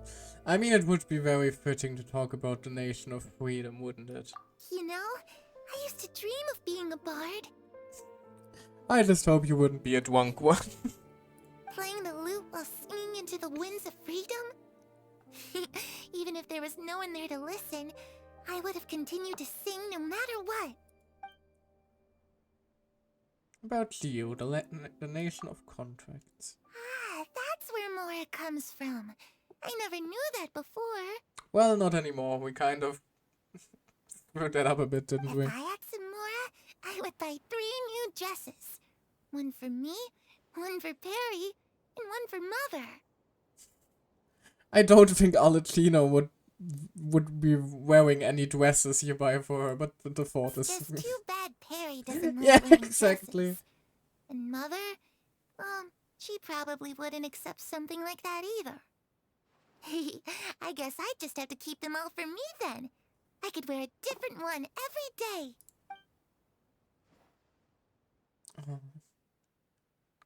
The Land of Electro, Nation of Eternity. Those yokai you mentioned, what do they look like? Not unique enough, really. All still got a really humanoid model, and just a lot of them wear masks for some reason. I once saw a drawing of this one guy with horns on his head and a super scary face. Are there any yokai like that? Well, we do have one guy with horns on his head, but he isn't exactly scary. Oh, it sounds like you're talking about an Oni. Yep, we've met one, and let Paimon tell you, they're not nearly as scary as they look. He is pretty jacked, though. Also fluffy. Talk about the Land of Dendro, Nation of Wisdom. I was always too afraid to skip Mother's fighting lessons. But at the academia, I bet you could do all sorts of secret things in class. Things that have nothing to do with studying. Yes, but why would you be visiting the academia? I'm just kidding. Being able to study whatever you want without having to fear for your life actually sounds pretty great. Tell Clavy all about the various nations. Eventually, the conversation returns to The situation was super dangerous. Nation Lenny once and called Lynette home. were accused of committing a crime, and they were going to have to stand trial at the Opera Epicles. Oh no, that must have been hard for all of you. What happened next? Don't worry, we were able to turn the situation around super quickly, all thanks to Detective Paimon, of She course. pulled out the moustache. How'd you do that? Come on, tell me. Okay, so it was like this. After the failed magic show, we rushed to the scene and... Clavy is listening really intently to Paimon's story about her time in Fontaine. She seems really happy, like all her troubles have been forgotten. Maybe this is the first time she's ever been able to truly relax, but I'm not sure how long this moment can last. Shadows don't have the capacity to learn or grow. Any new information they encounter is quickly forgotten over time. As time passes, she'll probably forget everything we told her and go back to being that scared little girl who could only hide in the shadows. Huh. So busy thinking I almost didn't notice. The sun has risen.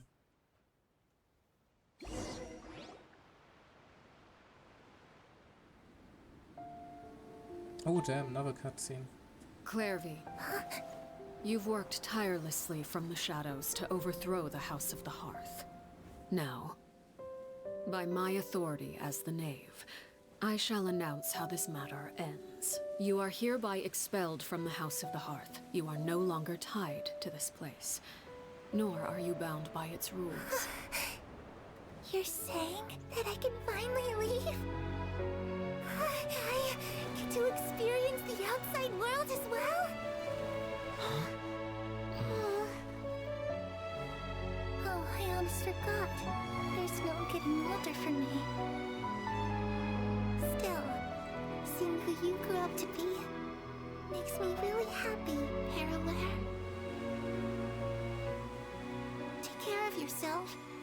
Goodbye. May we meet again someday.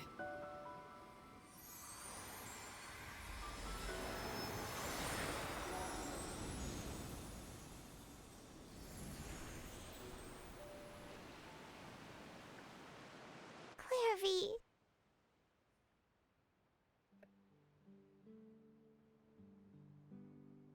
I'm okay.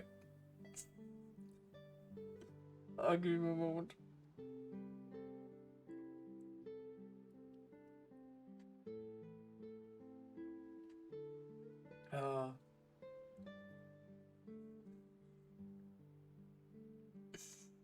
She left so soon. Paimon didn't even get to finish her story.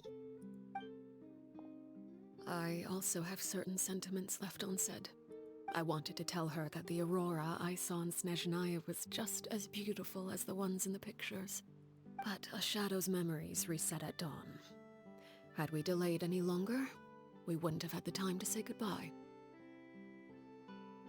Whatever regrets may linger, let them be lost to the coming of a new day. Father? It's Linny! Hey, Linny!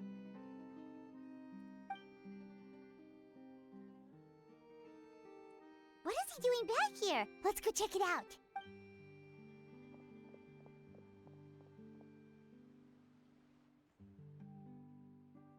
Aww.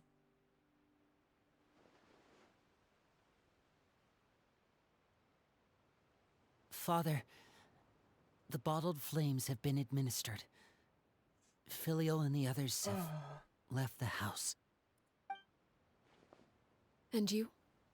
What have you decided? I mean, he called your father this year, so... Thank you for giving us that choice, Father. But we never wanted to leave the house. It's the only home we've ever known. Lynette and Fremine feel the same way. They're recuperating back at the Hotel Bouffe d'été. But I decided to come back and tell you where we stood. I'm sure you're well aware of the expectations I have for you. I want you to follow in my footsteps and become the next king of the house. Yet you seem to have different ideas, I must admit. I'm rather surprised by your decision to stay. There's nothing wrong with choosing to live a quiet life. Leading this organization is a heavy responsibility, one not so easily carried by someone forced onto the throne. I just never understood what you saw in me. What made you believe I was deserving of that throne? You're brave, talented, and, most importantly, you cherish your family. You would do anything to protect them, even if it costs you your life.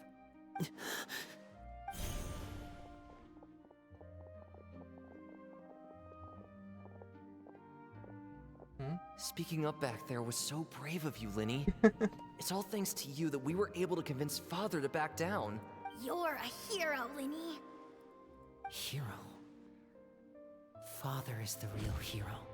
Had Father gone all out during the duel, there's no way I would have walked away with my life. She must have had it all planned from the beginning, from the very moment she suggested a duel. Well, even from the very moment you first heard about the whole situation going on. I'm not deserving of that title. I'm not strong enough, or smart enough. You're wrong. In my opinion, all you need to be deserving of the throne is conviction and the necessary strength to act on it. We may have different ideas of what it means to be a family, but you can hardly be said to lack conviction. What you truly lack is strength. For someone of your talent, though, that's something that will come with time. Even without that strength, you still chose to face me in a duel, even though the odds were stacked against you. That capacity to honor your convictions is what I truly see in you. Father. Aw, No one praise knows from what Dad. the future holds, what tragedy or triumph may be in store. Being at the head of this organization requires the strength of will to face whatever comes. Caution will only hold you back. If reaching a certain standard were required to go after what you want, I would never have succeeded in killing my predecessor. Back then, there was still a considerable gap between our abilities. I like the fact that she's basically currently implying you're not strong enough to kill me yet, but you'll get there, and once the moment comes, you can kick my ass. Strength may decide the ultimate victor, but those who let a lack of strength dictate their decisions or undermine their convictions will never be worthy of the throne. I understand, Father. Thank you. Children must grow up to surpass their parents. Only then can a family continue to flourish. The road ahead is not an easy one, so I'll ask you one last time. Are you certain you want to stay? You've done so much for me, Father, and that kindness must be repaid. Plus, with Project Studia at hand, there are many dangers ahead, and I, for one, don't intend to back down. Stacked against you is a bit of an understatement, just a tiny bit. Honestly, this goes to show how fucking scary Arlecchino is, though. 3 powerful vision bearers that are, like, trained for combat, plus the motherfucking Traveler, and Arlecchino didn't even really break a fucking sweat. And all things considered as well, he is number 4. There are 3 people above her. Let that one sink in for a moment. Like, and we know that Capitano is the strongest trademark. Not the strongest human, not the strongest of the Harbingers, not the strongest Archon. Just the strongest. Hey, that is a scary fucking place. Protecting my family at all costs. That's my conviction. Then you're welcome to stay. As for Project Studia, you need not be too concerned. If those cowardly businessmen and heartless dignitaries try to take us down, I'm prepared to teach them a lesson. Having members who longed for the light was our organization's last weakness. With those members no longer among our ranks, the House of the Hearth is like a spider hiding in the shadows. We need only wait for our prey to come to us. At present, our imperative is to use their plan to our advantage. In doing so, a crimson moon shall rise amid the frigid blizzards of winter. No demonstration of loyalty shall go unrewarded, and no sacrifice shall be in vain. As for the two of you, whether we meet again as friend or foe, I'll remember the camaraderie we shared in this moment. Thank you. I'm still horrified of No matter you. how arduous the journey ahead, I hope we both reach our desired destination. Wait until 2 days later. Ah, and of course it starts to rain now. Because we're going to run into... Real men don't carry umbrellas. Oh boy, wow, it's really starting to pick up. Quick, come on, get yours out. Come on, quick. Ito, you're kind of killing the vibe here, my man. I'ma be real. Oh. Hold on, let me just... real quickly. Again, I would also like to point out that she broke a Zhongli shield. I don't think I've ever seen, like, the Zhongli icon grayed out before. Which is very fucking scary.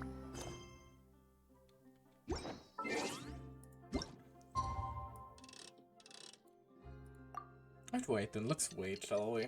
We're just going to stand before the Palais Mammonia for a while. Just do do do do do. Mana mana. Do do do do. Mana mana. Do do. Okay, no. Should not just be randomly singing. Copyright would murder me. For some reason. They would find a reason. Didn't Linny say that Lynette and Fremine were recovering at the Hotel Bouffe d'été? Oh, Paimon wonders how they're doing.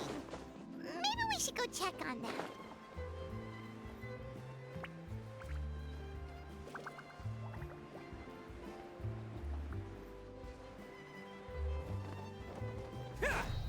Hello. Lynette? Fremine? How are you feeling? Much better. Whew, what a relief. What about you? Are you feeling alright? There's no need to worry. I knew you'd come out unscathed. Us, on the other hand, well, we've been bedridden for 2 days. I couldn't even turn over. Oh, and I wanted to ask, is Clairvy gone? That's the way to put Linny it. and the other members have left Poisson and returned to the House of the Hearth.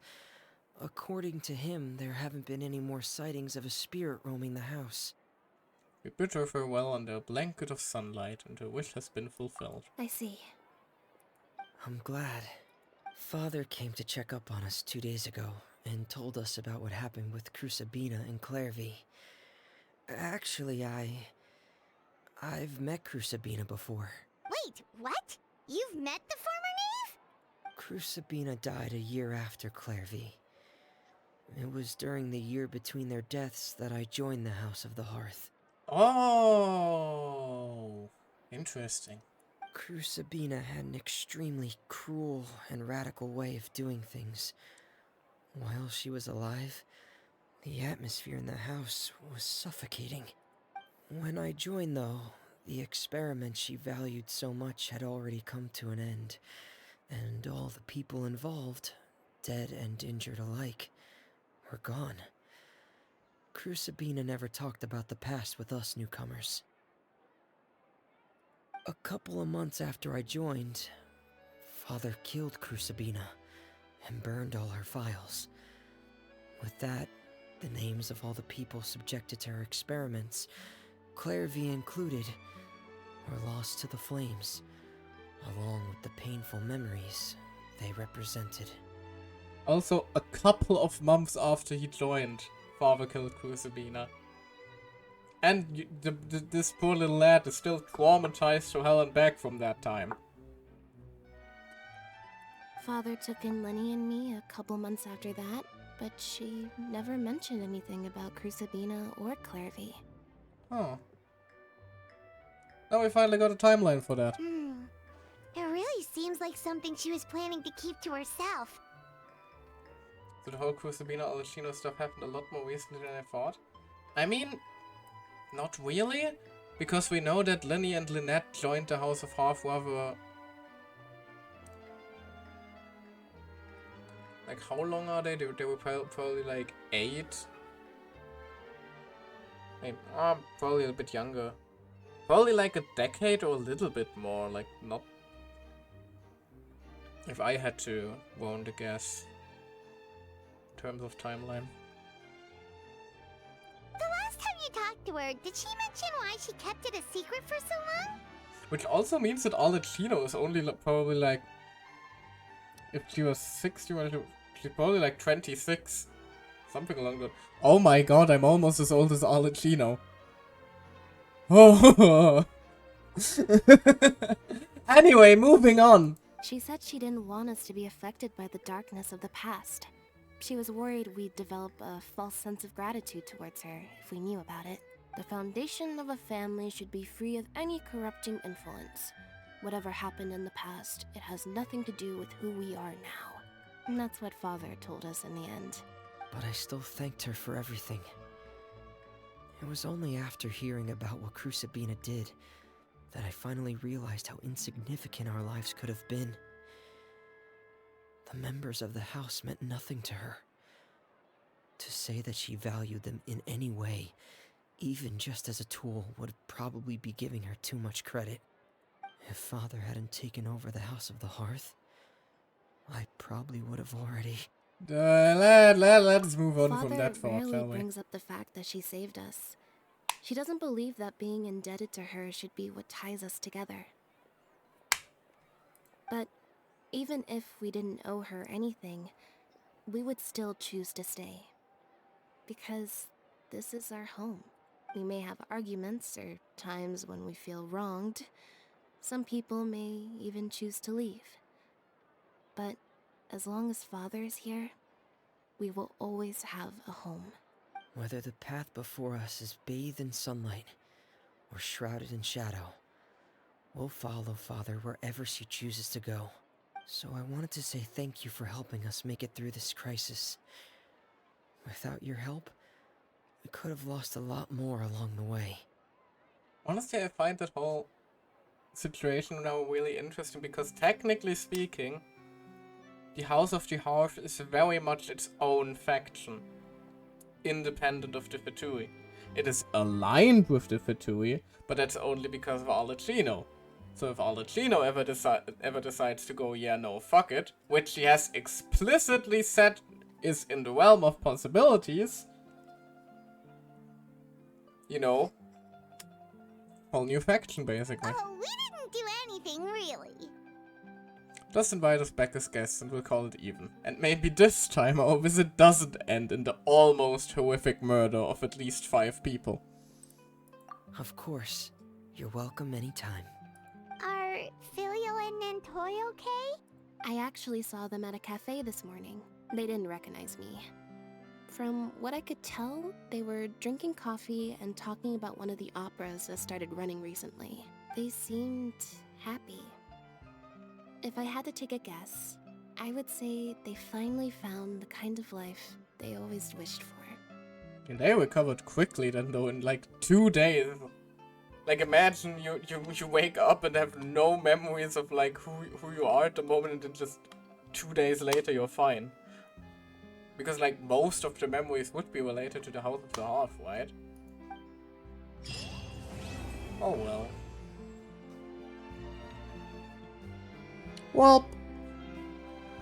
Well, oh, we got a fireplace. Wallhalf, the firewood that banishes the darkness. Not what I expected to guess, but I'm not complaining. But alrighty then. Still can't believe this fit. But right then, I suppose that means I got some character building ahead of me, don't I? I'm going to min-max the fuck out of you now. And the... hold on. Yep. The Sino quest straight up isn't available yet. Which means that I am in fact going to leave the stream here for tonight. I am unsure when I'll be streaming again. I still want to play Sekiro, technically speaking, even though it's been like, I think, like 2 months since I last touched that game now. I'm very good at keeping consistent streaming schedules. Numero uno Ito here in the flesh. Ito, please. Probably gonna take care of it. Sometime. Trademark. Push comes to shove, you will definitely see me when the Starwell update drops. Especially with the recent drip marketing.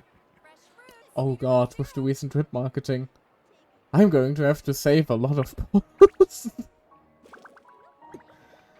But for now... Best flavor in the world? Hold on. Sweet, sweet taste. Ito, please. Ito, please, shut up. Let me just see... Ah, okay. Sad. There isn't really anybody online I could wait at the moment. From the list of people I know anyway. So I'm just going to end it peacefully here. I do hope you enjoyed it. Despite some apparent envy regarding some of the events that took place on this day. Hee But for now, I do hope you all have a fantastic day, night, or whatever else it may be for you. And I hope that I will see you next time, whenever that may be. Bye bye! Wee! Once again, hair physics. Still gotta fix them one day. Wee!